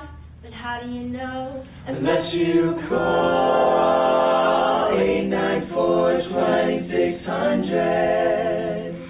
Got a car, got a boat, got a home. Get a quote. Check it out. Your wallet's empty, and you've got bills to pay. What do? Stop worrying. Get the cash you need today at Check Into Cash. We offer payday advances, auto title loans, and lots of ways to put the cash you need in your pocket today. And we make it quick, easy, and confidential. So stop worrying and stop in to Check Checking to Cash today. Visit checkingthecash.com for the store near you.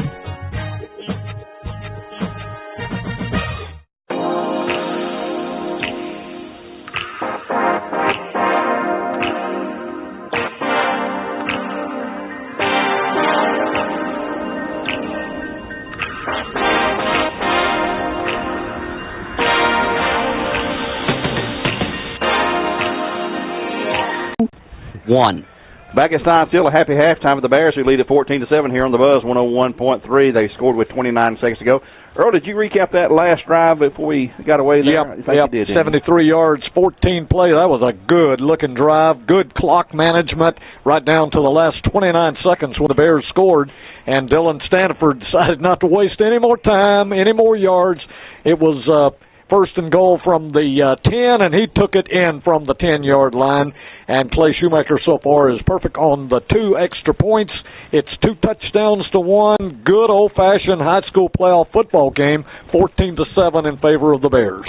And while Earl is adding up the first half stats, we'll go to Joe Cann for Elders Ace Hardware Scoreboard, talk about some of the games going on in the state playoffs tonight. All right, in our area, the 6A, Farragut is up on Cleveland 35-7 with 5 minutes still to go in the first half. Maryville is up 14-0 at the half on Bearden, and Ooltewah is still up 14-0 on Hardin Valley in the second quarter. Some other scores down around that area we might be interested in.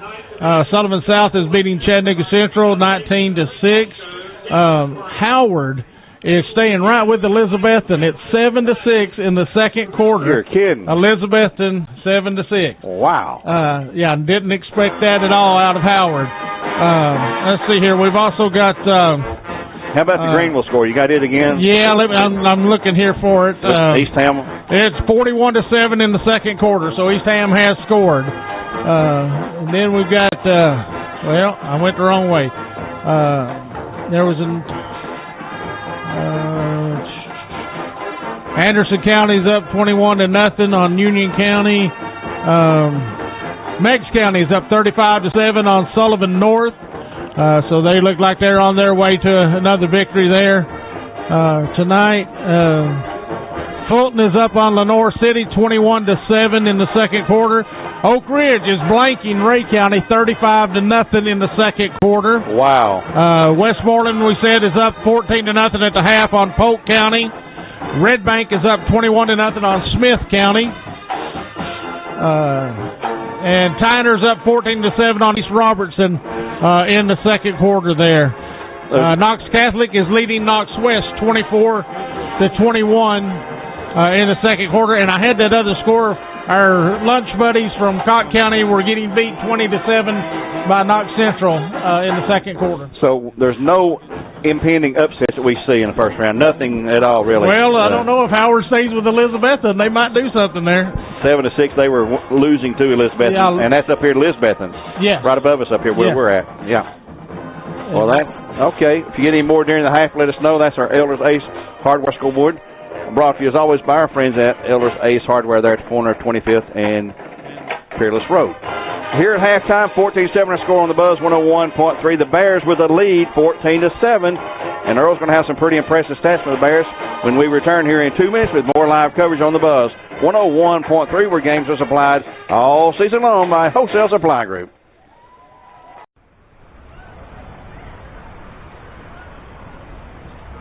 Wait!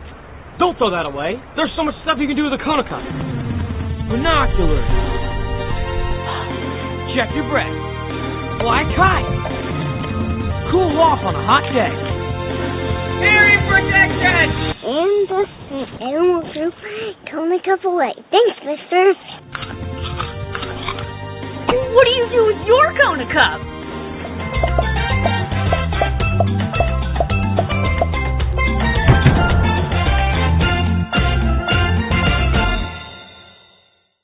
Hello, Cleveland. It's Richie Hughes from your Holiday Inn Express. Who do you know that is coming to Cleveland? This year will be full of friends, family, and business associates that will be visiting our wonderful hometown, and we're asking each of you for the opportunity to serve them with Cleveland's best hotel. Reunions, homecomings, graduations, weddings, and business meetings are just a few of the many events that we serve each year. Call me direct at the Holiday Inn Express, 790-1199, and answer this most important question. Who do you know that is coming to Cleveland? Holiday Inn Express, just off Paul Huff Parkway. God bless each of you and our fine city.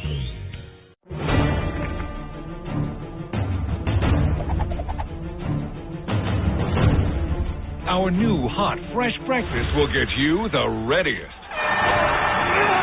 Holiday Inn Express. Be the readiest. You could save a lot. Oh, save a lot. Oh, save a lot. But how do you know? Unless you call 894-2600. CRCC to me is a calling that God placed on my life to really step out in faith on something that I didn't think I could do, and it's been amazing to see how God's worked through it.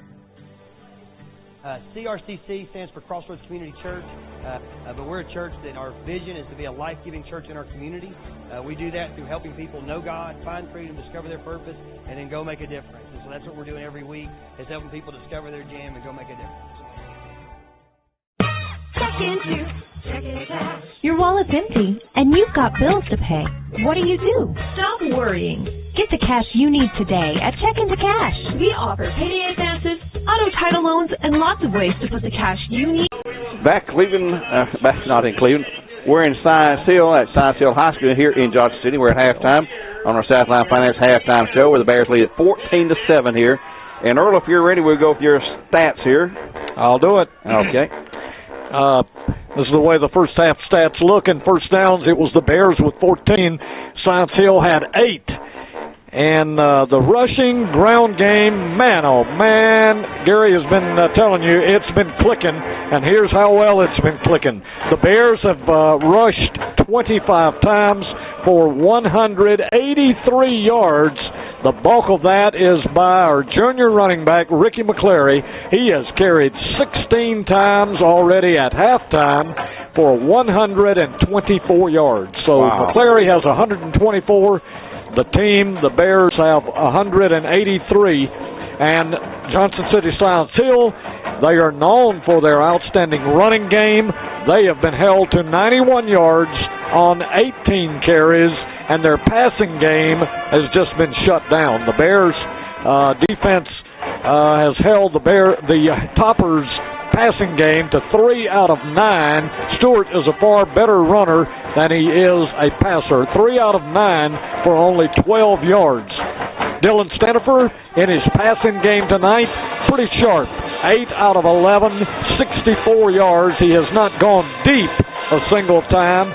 So far, Sailor Clark has been held in check pretty well. He's only had 1 catch for 9 yards.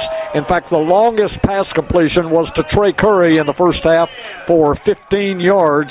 Curry has 3 catches for, well, I take that back. He's had a 17-yarder early in the game, and then a 15-yarder, and then 1 for negative yards. So Trey Curry ends up with 3 catches for 27 yards. But the Bears have not had one of those classic 40, 50-yard pass receptions tonight, but pretty good yardage through the air, 64 yards, 8 out of 11. Dylan did have 1 pass picked off. That was an ill-advised thrown ball. He threw it on the run, and Grant Wilson picked it off for the Toppers. Recapping the scoring, the Toppers scored first midway the first quarter at the 4:15 mark. Chris Thomas taking it in 13 yards, capping a 55-yard drive in 8 plays. The kick was added by Connor Rutledge. He hasn't missed one all year long, folks, and this is the 11th game of the season. He's a perfect 135 straight extra points there. So the kick was added by Connor Rutledge. And then the Bears came back late in the first quarter at the 23-second mark, capping a long 80-yard drive right after that opening touchdown by the Toppers. 80 yards in 9 plays with A Standiford to McClary pass covering the last 12 yards to pay dirt. The kick was added by Clay Shoemaker, and at the end of that first quarter, we were deadlocked 7-7. That touchdown came with 23 seconds to go in the first period. And then after mostly a scoreless second quarter, the Bears finally took it downfield in the last 2 minutes, 73 yards in 14 plays, scoring with 29 seconds left in the half when Dylan Standiford took it around the left end for 10 yards. The kick was added for the second time of the evening by Clay Shoemaker, and that's where we stand here at halftime, Gary. 14-7 Bears. I believe that last drive, if I recall, we had 3 minutes or so to go in the game, in the half, and we called one timeout, went down the field, similar to the drive we had earlier in the season where we went down the field and 80 yards with less than around 2 minutes, about a minute 50, and didn't call a timeout there. That's right. Great clock usage and just engineering the drive downfield. Dylan's really getting the handle on that. I mean, it's old hat to him. Incidentally, I forgot to give the fumbles, punts, and penalties. The Bears did fumble 2 times in the first half. They lost one of them, Conkin getting that one. The Toppers fumbled once but did not lose it.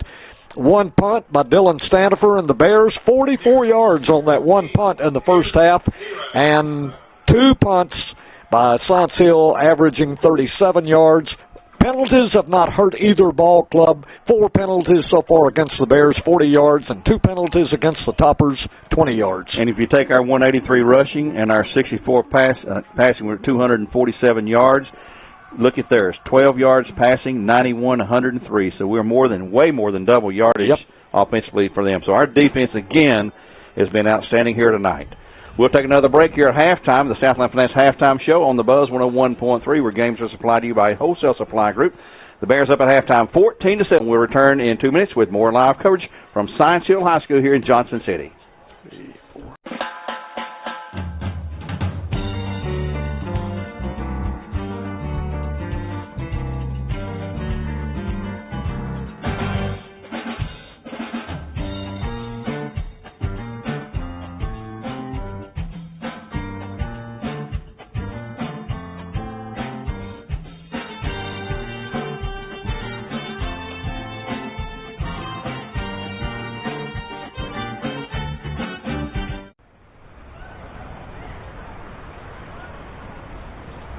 Wait!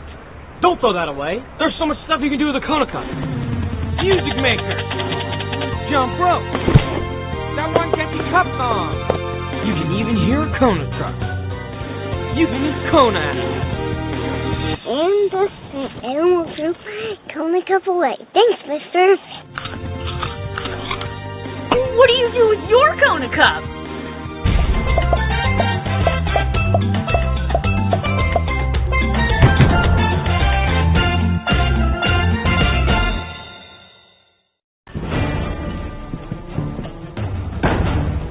Our new hot, fresh breakfast will get you the readiest.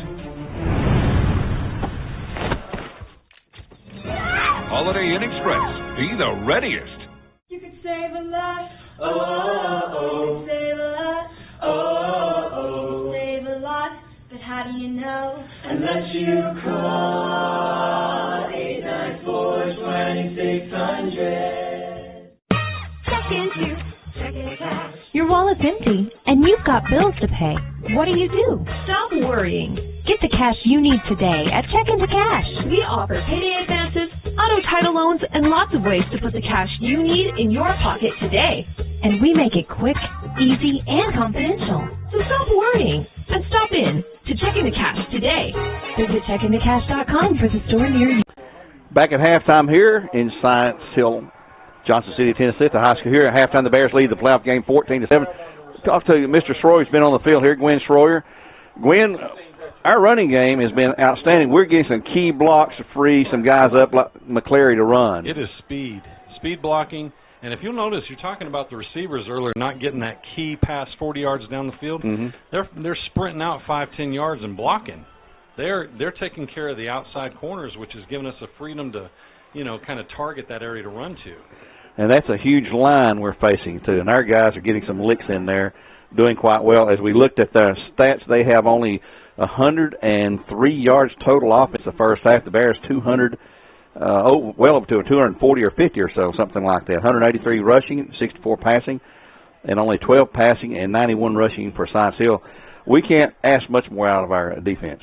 No, I think the defense is not struggling. They're zoning in on that quick, run by the quarterback, and that's kind of been knocked down. And they're obviously they know he's not going to pass the ball. He kind of has a late hitch right before he throws. He sure does. If he does one down the field, you might see one get picked off. Yeah, we saw him warming up, and it was an odd delivery. And they'll tell you he's not a passing quarterback. That's who they have, and that's what they've played with and won with. But anyway, I was proud of special teams tonight too. That pooch punt, that could have been a spoiler, and nobody went for it. Yeah. No, they stayed off of it, and it did put them down on the 2, and we got yardage out of it. But it kind of reminded me of Bill Price. I mean, it's so crazy. It's so good. It's unpredictable. It's predictable. Yeah, he was certainly that. It's just throwing it out there like that. And McClary got us out of the hole. There was a couple of good runs, and Dillon had one of those runs. He's hungry tonight. He sure is, and he has come to play. He's ready, yeah. And he's a junior. He'll be back returning next year for the Bears. We'll take one more break, and we'll return with the kickoff here on the Buzz 101.3, where games are supplied to you all season long by Wholesale Supply Group. At halftime, the Bears 14, Science Hill 7. Back in 2 minutes.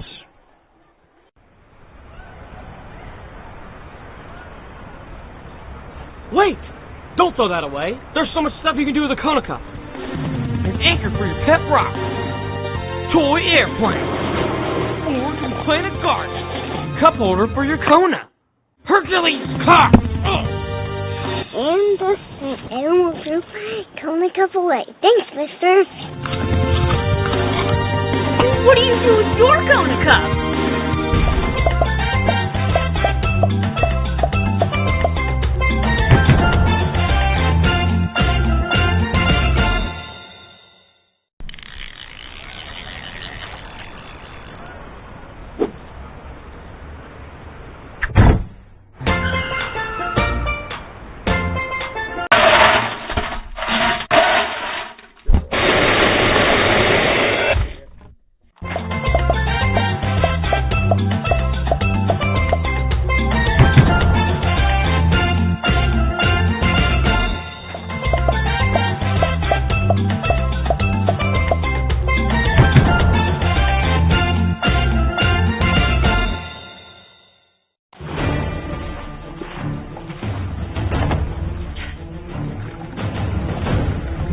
Our new hot, fresh breakfast will get you the readiest. Yes! Holiday Inn Express, be the readiest. CRCC to me is a calling that God placed on my life to really step out in faith on something that I didn't think I could do, and it's been amazing to see how God's worked through it. CRCC stands for Crossroads Community Church, but we're a church that our vision is to be a life-giving church in our community. We do that through helping people know God, find freedom, discover their purpose, and then go make a difference. Second half kickoff coming up here in a moment, but right now we're still at halftime trying to get things warmed up. We just got some more information, and let's go to Gwen Schroyer here and get an update on the weather, which right now is really a very heavy mist, a light rain. It's not a rain, it's a heavy mist. But heavy about it. If we were this close to Bowater, look out. I mean, if Bowater was south of here, we would be, I guess, wishing we were in town with M&M Mars or something. But that mist, in conjunction with the way it's so cold right now, it feels 10 degrees cooler. Bone chilling, isn't it? Than it is right now. We're in the mid-40s right now. Yeah. It feels like we're in the high to mid-30s. You better keep your feet dry. And what was the report you gave us right before we come back from break about later tonight? Yeah, athletic director here, Keith Turner. Keith Turner says that they have heard predictions before the night's over that we will have snow flurries. When do we get out of here, guys? Let's not get snowed in. No. Johnson City. Yeah, head south as quick as we can. We're at halftime here, where the Bears lead at 14-7, and both teams are on the field. The bands did not perform on the field at halftime. The Bradley band is here, by the way, not the full band, but they have a big contingent here. And the Science Hill band performed in front of their fans here on the sidelines. They have a big track around their artificial surface here. As the Bears return to the field, you can hear them below us there. Science Hill's ready. The Bears will be kicking off as we start the second half, but the Bears are up 14-7. And Gary, I don't know if you have made the statement, but you've mentioned it 2 or 3 times off the air, but our crowd, it's not a huge crowd tonight, folks. The weather is not good. But our fans, 3 hours away from home, we have as many fans as the Toppers do. And maybe more looking over there. Yep. I mean, it's just amazing. I mean, you just wouldn't think that, but that's not an exaggeration, folks. This is not Bradley hype. We have just as many people and maybe more across the way that have braved the trip up in pretty slouchy weather. 3 hours drive one way, a 6-hour round trip. And I don't know, the Toppers have a good team, and they obviously are scared away by the weather. That's the only thing I can think of. They just didn't turn out tonight. Well, I don't know where they're at either, but this game is being broadcast actually on the NFHS network, and you can go to BCHS.TV and see how to connect to that, but it is a subscription type thing, folks. Mr. Sroyer, who's the director of audio video at Bradley Central, and his student staff are here today streaming this game live. You'll hear our audio broadcast with his video stream there on the Buzz Network and through the NFHS. Let's go back to Joe real quick, get an update on what's going on around the area in the other playoff games. We got over in Benton, Polk County has scored, so it's 14-7 with 9 minutes into still left in the third quarter. Hardin Valley scored, so at the half it was Ooltewah 14-7 on Hardin Valley. Howard evidently got a safety right before the half, and so they're leading Elizabethton up here in Elizabethton 8-7 at the half. That's a huge upset. That's huge major monster. That's the updates from the scores we gave earlier. Everything's still over in Middle Tennessee there. Oakland's leading Rossview 7-0. Signal Mountain's getting beat by York 14-0 at the half. South Pittsburgh's up 13-7 on Monterey. Tyner's still up 14-7. Knox West is taking the lead over Knox Catholic. It's 28-24 at the half there. That's a surprise, isn't it? Yeah. Yep. It is. Knox Catholic's been up and down some this year, but that's not exactly what was expected there. And what's the ladest you have from Maryville? Maryville, last I saw, was still 14-0 at the half. They hadn't been anything. Well, that's decent by Maryville. I mean, respectable. Yeah, Well, here come the Bears out there. Their fans are fired up on the far side. They're going to be kicking off the Science Hill. Begin the second half of play here after we close out our Southland Financial halftime show here on the Buzz 101.3. Bears up 14-7. And Clay Shoemaker has been telling me this week that he's going to pooch kick most all night tonight. He's capable of putting him into the end zone. We've seen him do that several times this year. He's a big guy, and he will be kicking off left to right, north to south. There's a heavy, heavy mist. You know what? We don't think about this sometimes, just about miserable. I'll let you go here. Here's a kickoff, a high pooch to the right side, a fair catch taken after being called for at the 30-yard line. So Science Hill will take over 1st and 10, trailing it 14-7 to our Bears here as we start the third quarter play. Yeah, we're in November, Gary, and it's cool. It's cold weather out there, and with a steady rain coming down, it's miserable. I don't see how these kids keep from getting sick with pneumonia, with flu. I would be sick and in the bed for 9-10 days. They're a little younger and stronger. Little difference in age, I know that. Out of the shotgun, the handoff inside and hitting stuff. Man, what a hit by the Bears. That's going to be Ken Hooper and Hayden Ownby. Thomas on the carry that time was absolutely stopped. Arrowwood, too. They give him a half a yard, but, man, he was hit and stood up. 2nd down and 9 to go. The Bears dominated first half defensively, giving up just 103 yards total offense. Out of the shotgun, they'll continue. Handoff again. No, the quarterback's going to throw it in the flat. It's going to be complete for a short gain, I believe. Yep, he did catch it. Ball's out to the 35. And we'll give him, that's Reed on the catch. A gain of 4, 2nd down, and they still good 6 yards. 3rd down, 6 yards to go for the 1st down. Timothy Dunn. It'd be great if we could get to stop here on the first drive and get a 3-and-out and take the ball over with the lead at 14-7. In the backfield with Harris and Stewart. Twins out to the right side. Tied in on the left side. It'll be a quarterback rolling out to his right, still looking, going to run it, and he will get the first down. The Bears couldn't close in on him. He'd get out across the 40 to the 44. It'd be a 1st and 10 for the Hilltoppers.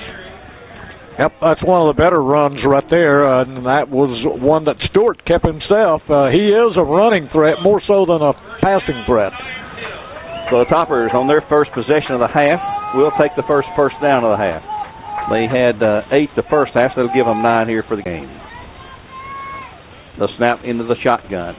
Hands off to his running back. Going to the left side, trying to get outside. He will get outside. He'll have 5. He's gone. Oh, my! He's gone. Yep. He's gone to the house for a touchdown. Yep.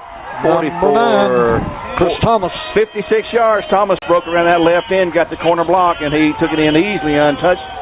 And they have a chance to tie the game now at 10:26 to go in the third. 14-13 our score. Thomas coming around the left end. Easy score that time. Got him blocked down on the corner out there, and once he got outside, you could see it develop, and he was gone in a heartbeat. The extra point attempt coming up now to tie the game at 10:26 in the third. The snap, the place down, that kick looks good from here, and the official says it is good. We'll take a timeout on the field. 14-all score at 10:26 in the third here on the Buzz. 101.3, where games are supplied to you by Wholesale Supply Group. Back in 1/2 minute with the science.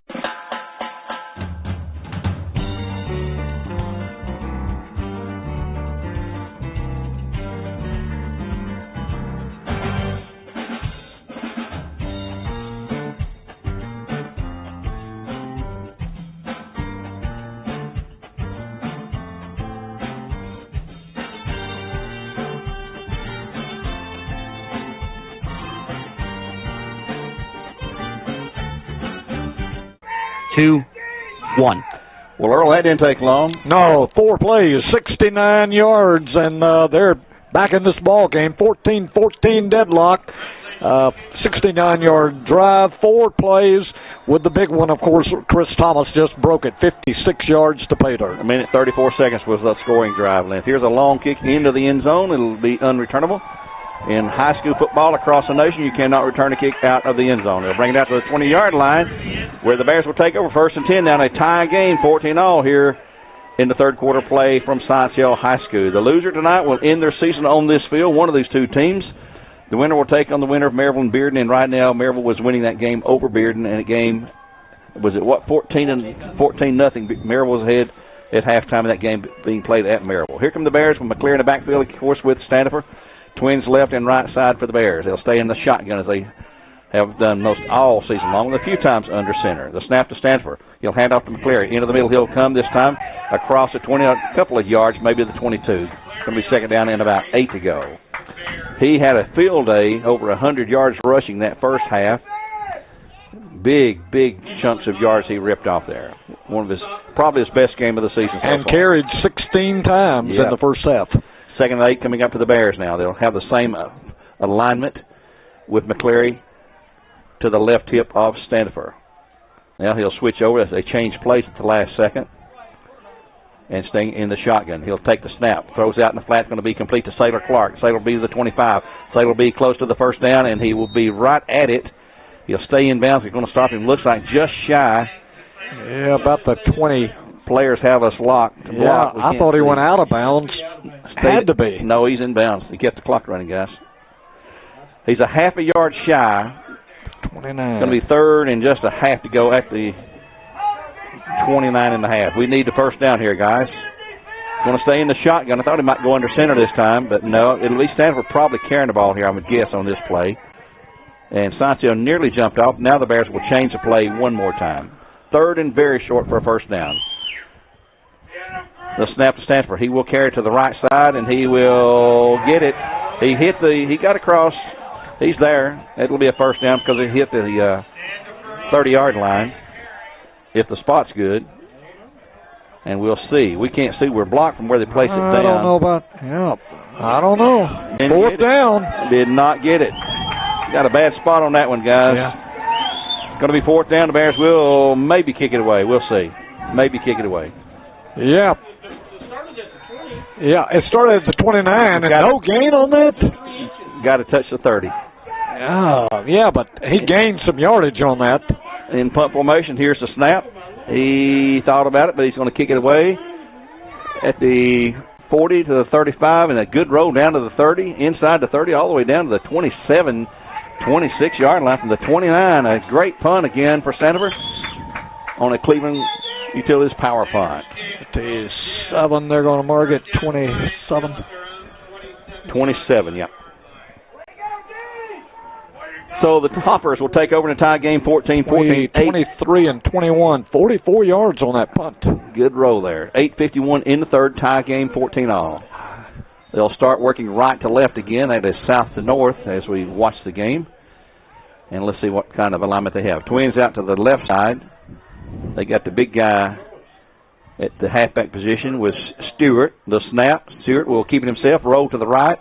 And he will be getting some short yards, and then he is flattened on that was a good hit.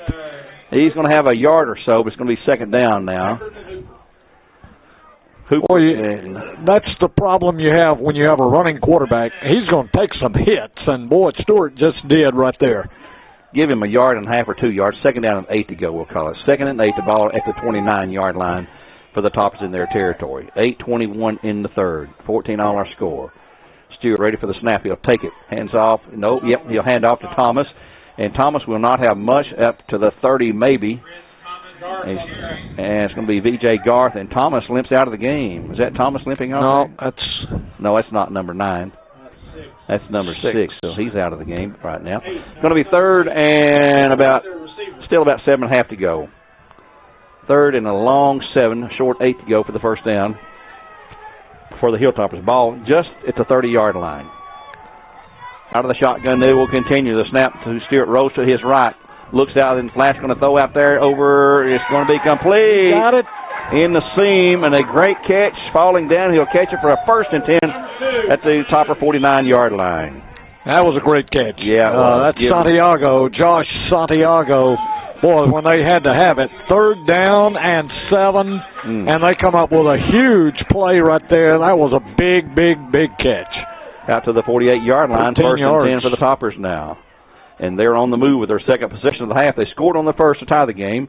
Here is the handoff to Thomas in the backfield. He will go forward across midfield barely, and he'll pick up from the 48, about 3 to the 49. Give him 3, second and 7 to go. Now they're going to back him up a little bit. Second and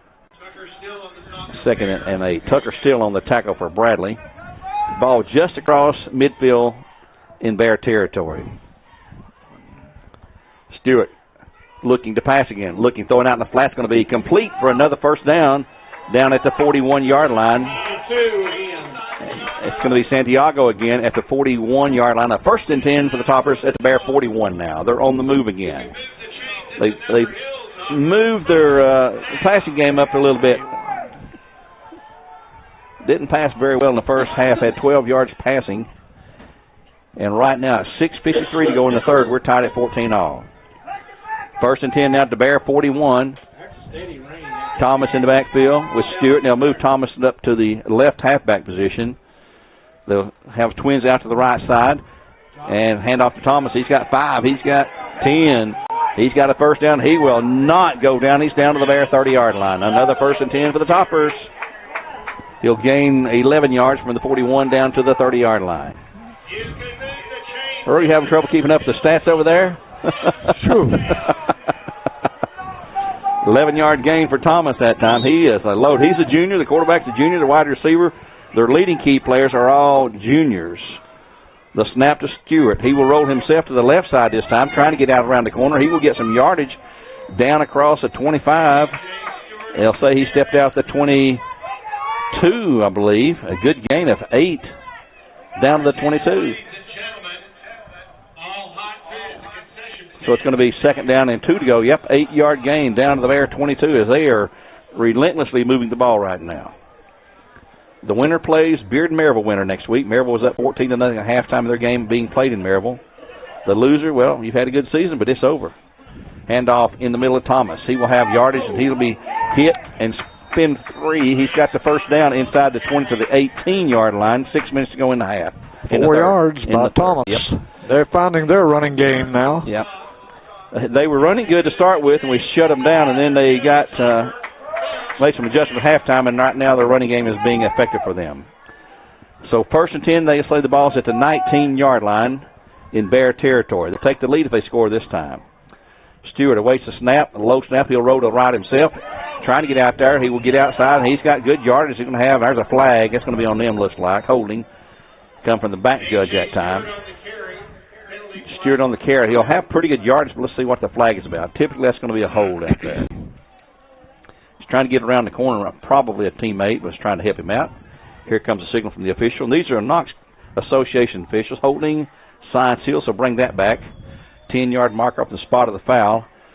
And I think he picked his flag up, moved to about the 11-yard line, so back him up to the 21 or so.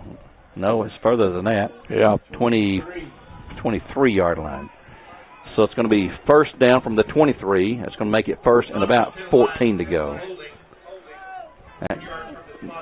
That knocked off a pretty good run again by the running quarterback, Stewart, A.J. Stewart, a junior. Stewart with Harris in the backfield, wide out single each side. Snap, handoff to Thomas in the middle. He's going to be hit and stopped. Then he gets away. Then he's hit by 1, 2, 3 more Bears. And he will have a short gain. Airwood and Hooper inside the 25 to about the 24. Ornby again in on the tackle. It's going to be 2nd down, and, well, they mark him up. He lost a yard. Yeah, lost a yard. He lost a yard, yeah. Sure did.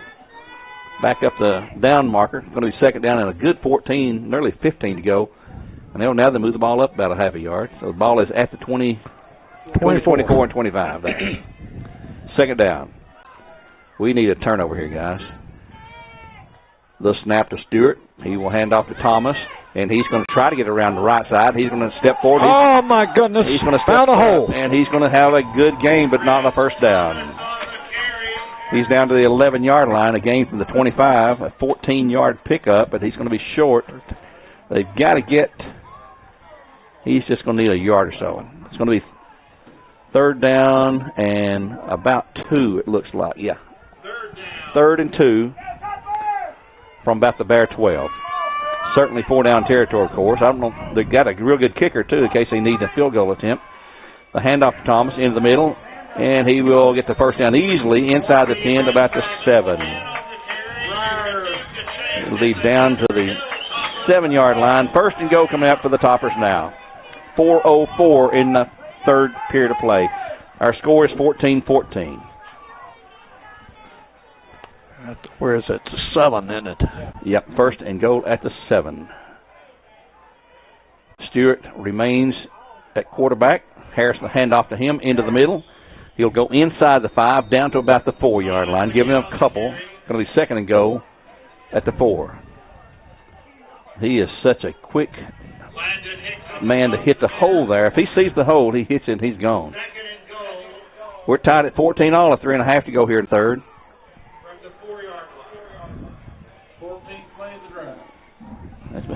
14 plays. And again, continue to work out of that shotgun. It'll be the handoff at Thomas in the middle. He will not score. He'll be down to about the 3. A gain of 1. It's going to be 3rd and goal. Ornby again on the tackle. And Hooper. Hooper's had another good night. Ornby and all those guys on the defensive side of the ball have. 3rd and goal. They'll say the ball is still near the 4-yard line.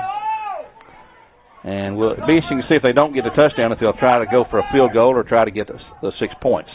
Under center this time with a tailback and a fullback in there. He'll roll back to pass, going to throw it out in the flat. It's going to be touchdown. Easy touchdown to the big tight end. So at 2:41 to go, Science Hill takes the lead again, 20-14 over the Bears. And that was a sneaky play. It looked like the tight end broke loose and no one picked him up in the end zone. He was wide. Joe Miller. Easy score to take the lead for the Hilltoppers. 2:41 to go in the 3rd. They'll try to add the extra point, paying that lead to 7 over the Bears. As a heavy mist continues to fall here.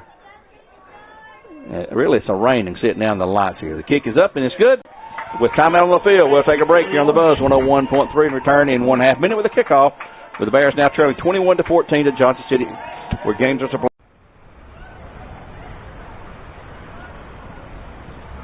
Wait! Don't throw that away. There's so much stuff you can do with a Konica. Binoculars. Check your breath. Fly kite. Cool off on a hot day. Area protection! And the St. Animal Group, Tony Cup away. Thanks, mister. What do you do with your Kona Cup? Getting ready for the Science Hill kickoff now as they retake the lead at 21-14, 2:41 to go. That was a long, sustained drive there. A lot of plays, and they cashed it in there. 15-play drive. Wow. 73 yards. Let's see what the Bears can do here. Let's see if the kickoff again goes into the end zone. This is a great kicker. There's a high booming kick, and yep, that's into the end zone. So the Bears will bring it out and start at the 20-yard line, where it's 1st and 10, and they now trail it 21-14 here in the third period of play. Bears have got to get some offense going. We haven't moved the sticks a single time. Science Hill has 6 first downs. They've just dominated possession of play, and they've capitalized and pushed in 2 scores to come from a halftime deficit, 14-7, and now they're on top, 21-14. The Bears have got to start moving again. Half the teams in the state will be eliminated from the playoffs tonight. The winners will move on. The losers will call it a year. Bradley in the spread with Twins left and right. Now trailing, as I said, 14-7. Stanford with McClare in the backfield. Pass in the flat's going to be complete to Curry out there. He's going to have 5, maybe 6, 7 yards after the 27. That's going to be Sailor Clark on the far side. Give him a 7-yard catch. 2nd down and 3 to go. Bradley likes that quick hitting pass out in the flat. And if you get a block, you got to have that block. You can really spring in for some big yardage. 2nd down and 3 to go for the Bears after the 7-yard pickup on the reception. 2:15 to go. Clock running here in the third. 21-14 in favor of Science Hill. Stanford hands off on the delay to McCleary. He's got 5. He's got 10, 15 to the 40, 45, 50, 45, and down all the way to the 44-yard line for a 1st down for the Bears and for Cleveland Ford. From the 17 in Bear territory, from the 27 down to the 43-yard line. 43, so that's 30 yards. 30-yard pickup for McCleary. Another big gainer for the junior. He's going to be close to 200 yards now. Clock continues to run at a minute 55 as the yard stick guys try to get down to move it. Quick snap to Stanford. He will take off. He's going to go around the left side. He's going to have pretty good yardage down inside the 40 to the 36 or so. Going to be 2nd down and about 5 to go.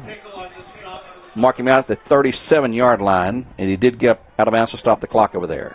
Minute 43 running in the third period of play. Give him, looks like 6 yards, 2nd down and 4 to go. Stanford also a good running quarterback. He can run, he can pass it. Tonight it's been more of a running game for the Bears. Hand off to McCleary, and there's I thought I saw a flag, maybe not. McCleary will go to the left side, and he will be close to a 1st. And did he get a flag, though? I don't believe they did. Think a flag, but he's out about the 35. Yep. He gained 2 yards. 3rd and 3. Yep. 2-yard gain to the 35. 3rd down and 3. Really a 3rd and 2. We've got to get to the 33 for the 1st down. And 4-down territory, obviously, here in the playoffs. You're down by 7 in the 3rd with a minute 10 to go. Bears with trips to the right side. McCleary stays there at Stanford's left hip. They'll look to the sidelines and change the play up. Bears have 2 shots. They don't need to get a loss here. Stanford going around the left side. He will have the 1st down for the Bears before he has pushed back hard to the left side and out of bounds on the Bears right in front of the bench over there. And if they give him a good spot, I believe he got it. He got it. Yep. 1st and 10 for the Bears, and Cleveland Ford down to the 32-yard line in Topper territory. 3-yard pickup. Good enough for that 1st down to move the sticks and keep the drive alive. The Bears need to score to tie this game up here. Boy, somebody gravel Gertie blow us. It's going to be hoarse before this night is over. I guess his kids playing ball. They've paid their $8. Yep. Let them holler. Yeah. And here we go. 1st down and 10 for the Bears. Stanford rolls out, pitches back to McCleary. He's trying to get outside. He's to the 30. He got it. That's a horse collar, isn't it? Should have been. Should have been. No call, guys. No call. You're on the road. It was pretty clear whenever you can see it from way up here. Yep. Gains down to the 29. A gain of 3. 2nd and 7 to go. Clock's at 5. That'll be the final play of the 3rd period of play. Clock's at 2 and 1, and that's it. So we'll take a break here at the end of the 3rd quarter. It is Science Hill now on top, 21-14, and we'll return with the beginning of the 4th and final period in this season for one of these 2 teams here on the Buzz 101.3, where games are supplied to you by Wholesale Supply Group. Back in 1 minute. One thing to love about the Tennessee Valley is Bradley Central Show Choir, Vocal Motion. The other thing to love is the local Geico office on Lee Highway. You could save a lot. Oh, you could save a lot. Oh, you could save a lot. But how do you know? Unless you call 894-2600. Got a car? Got a boat? Got a home? Get a quote. CRCC to me is a calling that God placed on my life to really step out in faith on something that I didn't think I could do, and it's been amazing to see how God's worked through it. CRCC stands for Crossroads Community Church, but we're a church that our vision is to be a life-giving church in our community. We do that through helping people know God, find freedom, discover their purpose, and then go make a difference. And so that's what we're doing every week, is helping people discover their jam and go make a difference. Here we go, the start of the fourth period, 2nd and 7 for the Bears, working right to left now.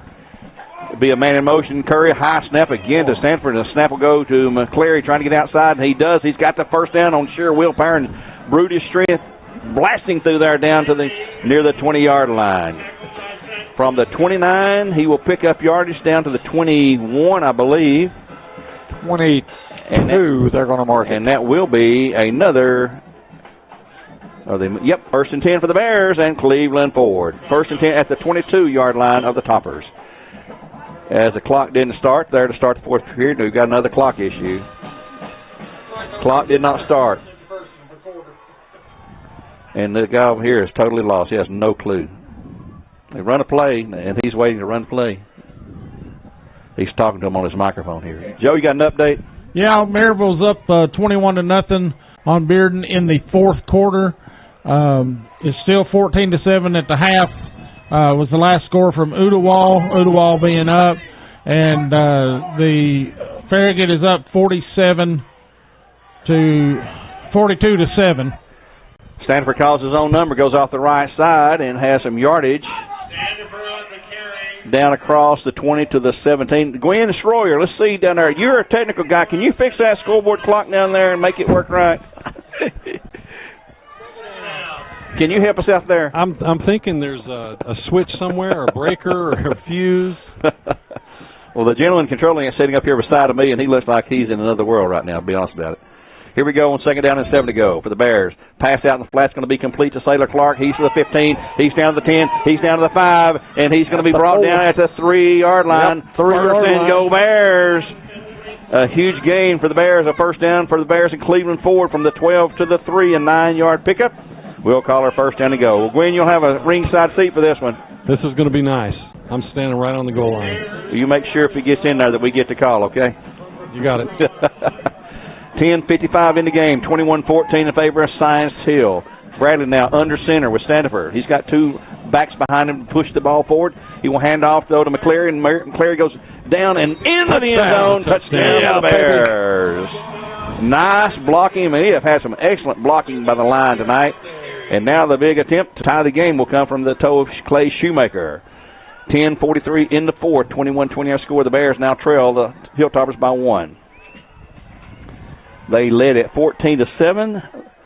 The Hilltoppers led 7-0. We tied it. We took the lead 14-7. They tied us at 14. They took the lead 21-14. So we're trying to retie here with Shoemaker, the senior's extra point attempt. There's the place down. The kick is perfect, and we're tied again. 21 all our score after the Cleveland Utilities extra point attempt. We'll be back in 30 seconds with the kickoff on the Buzz, where games are supplied to you by Wholesale Supply Group. Back in 1/2 minute. Your wallet's empty, and you've got bills to pay. What do? Stop worrying. Get the cash you need today at Check Into Cash. We offer payday advances, auto title loans, and lots of ways to put the cash you need in your pocket today. And we make it quick, easy, and confidential. So stop worrying and stop in to Check Into Cash today. Visit checkintocash.com for the store near you. All right. Where did we start, Joe? All right. 5, 4, 20, didn't we? 3, 2, 1. getting ready now for the Bear kickoff and a tie game at 21 all. As we've said often tonight, the winner tonight will advance to play Maryville or Bearden. Maryville was up 14-0. The last score we had there is 21-0. So it looks like they're going to be the opponent next week, and they will host the winner of this game here. It's a 21 all tie with 10:43 now in the game. Earl, the recap. Yeah, about 80 yards. We drove from the 20. That last kick went in the end zone. 10 plays, and it was a mixture of good ground running by both Stanifer and McCleary, and a couple of good catches by Sailor Clark. Here comes Shoemaker's kickoff. Again, a short drop back. Oh, Bradley's going for the onside kick. Yeah. They go for it, and they don't get it, but Clay didn't kick that. They had that's a razzle-dazzle. That was the little catching people off guard, too.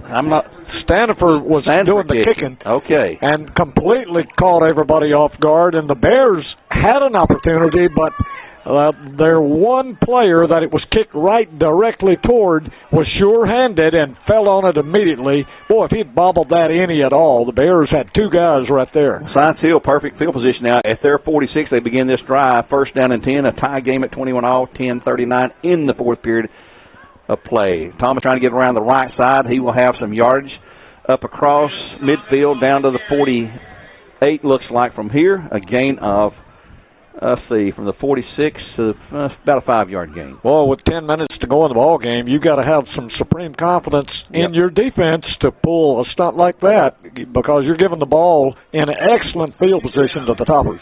2nd and 5 to go for the Toppers at the Bear 49-yard line. He'll hand off to Thomas again. He'll hit the line. He will have yardage, and he probably has the first down across the 45 to the 44. Yep, he'll have it. First down and 10 at the Bear 44. That kickoff, Clay Shoemaker approached the ball like he would kick, but Stanford was a player right directly to his left, and he stepped in at the last second and kicked that ball himself. So that's a play we have never seen, that I've never seen the Bears have to this point. On 1st and 10 now for the Toppers at the Bear 44, a tie game at 21 all. Back goes Stewart to pass. Out in the flat's going to be complete. And he will have a gain down to the 3rd and a fumble. Oh, yeah, and I think we've got it. I think the Bears have that one. They're saying he's down. They're saying he was down. And they'll remain with Science Hill. At the 39. Yeah, he had the ball anyway. He did have it anyway. Gwen says he had the ball anyway, and he's down there looking at a lot closer than we are. 2nd and 5 to go for the Bears. 9:20 to go here in the fourth period of play. Time called.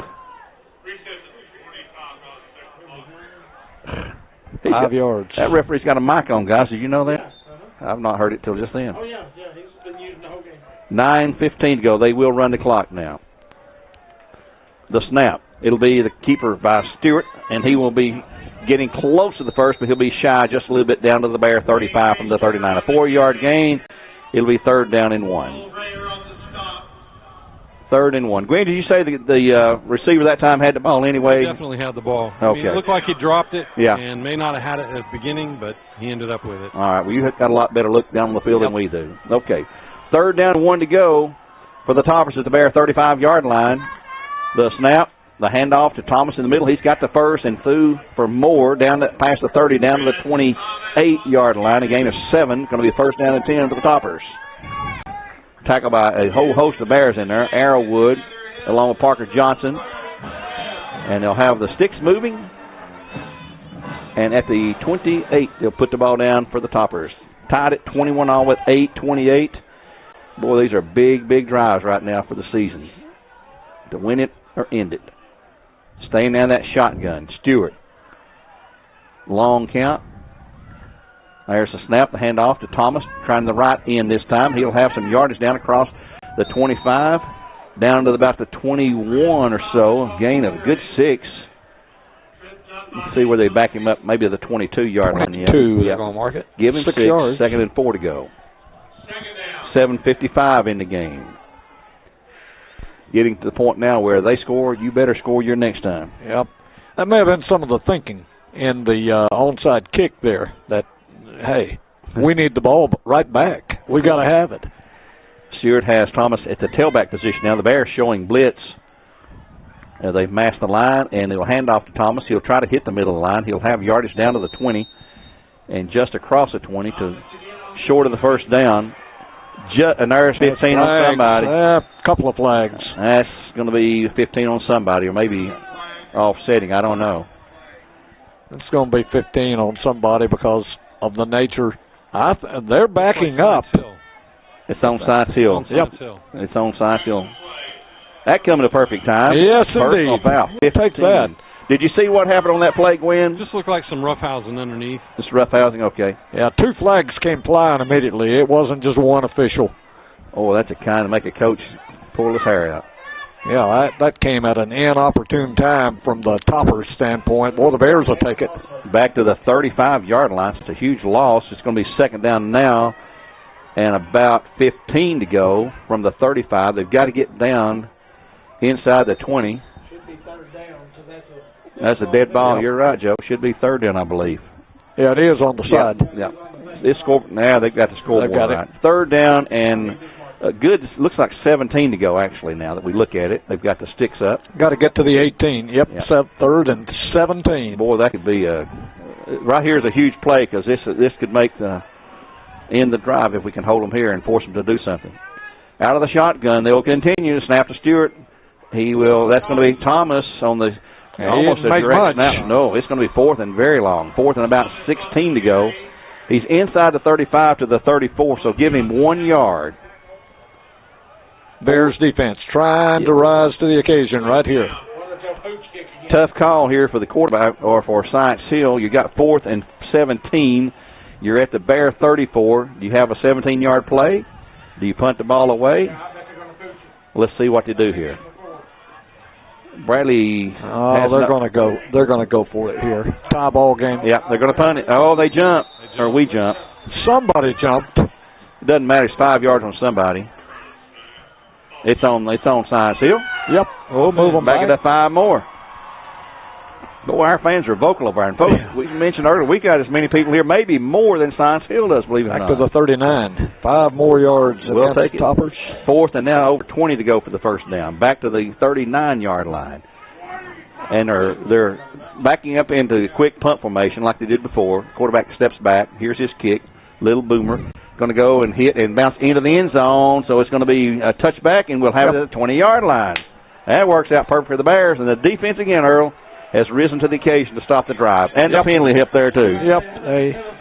They bent just a little, gave up a couple of first downs, starting in excellent field position at the 46-yard line. But when they got down, well, really to the 22, and then that big 15-yard penalty really killed the Toppers.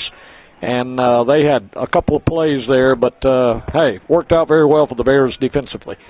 So here we go, first down 10. We'll get an update here after this next play for the Bears. First and 10 from the 20-yard line. We've got 6:06 in the game. We're tied at 21 all. Winner take all tonight, folks. No tomorrow for the loser. Sanders with McClear in the backfield. The snap, the pass, out there in the flat's going to be complete for the Bears, and no gain. He'll lose yardage. They have got that play covered. We need a different play than that. It's going to be second down and long to go for the Bears. Joe, quickly. Polk County season is over. They've got beat 14-7 tonight by Westmoreland. Wow. So the Wildcats of Coach Derek Davis will end their season on their home field tonight. Loss of 1, second down and 11. To Sailor? Completion, yeah, Sailor Clark on the completion. Second and 11 coming out for the Bears. Trips to the left side for the Bears. McCleary to the left side of Stanford. Handoff to McCleary into the middle. He will have some yardage. Not much, though. Out across, we'll see, the 23-yard line. From the 19 to the 23, a 4-yard gain. It's going to be third down. This is a big play coming here. And the Bears have 3rd and 7 to go. 3rd and 7 to go, yep. With 5:15 in the game, tied at 21. Tied at 21, 5:15. And the rain is pouring down now. Stanford rolls out to his left, looked out in the flat, throws a pass to be complete. I believe he's got the first. Yes, he does. Sailor Clark. That was a great catch. That was an amazing catch. Right there in front of you, wasn't it, Gwen? He was. His feet were planted, and he was leaning, going out of bounds with the upper body when he caught it. All right, I report from the sideline with Gwen Sroyer there. First and 10 for the Bears, and Cleveland Ford moved the chains at 5:03. Oh, that was a big play. Big play. First and 10 for the Bears at their 33. Tied at 21 all here. Everything on the line tonight, folks. This is gut-wrenching. Trips out to the right side. Stanford, high snap, pulls it in, and it's a loss. We've had a horrible time with high snaps tonight and a huge loss. Didn't lose the ball. He's lucky he didn't lose it. Very lucky. A loss. Back to the 28. That was so close to going over his head. Yeah. 5-yard loss, second and 15 to go. Fortunate to hang on to the ball. 4:41 clock running in the game. We're tied at 21. We have had issues all night long. It is really raining hard now, folks. Bears with trips to the left side. Nobody to the right side. They're going to put Curry in motion right to left. He's trying to get around the left end. He's going to cut up, and he's going to be making some yardage, but not enough to get the first. He'll be out about to the 33 or 34. Maybe 5 yards. He'll gain the lost yardage back, it looks like. And they're going to mark him about the 30. Yeah, about the 33. Give him 5 yards. Original line of scrimmage. 5-yard pickup.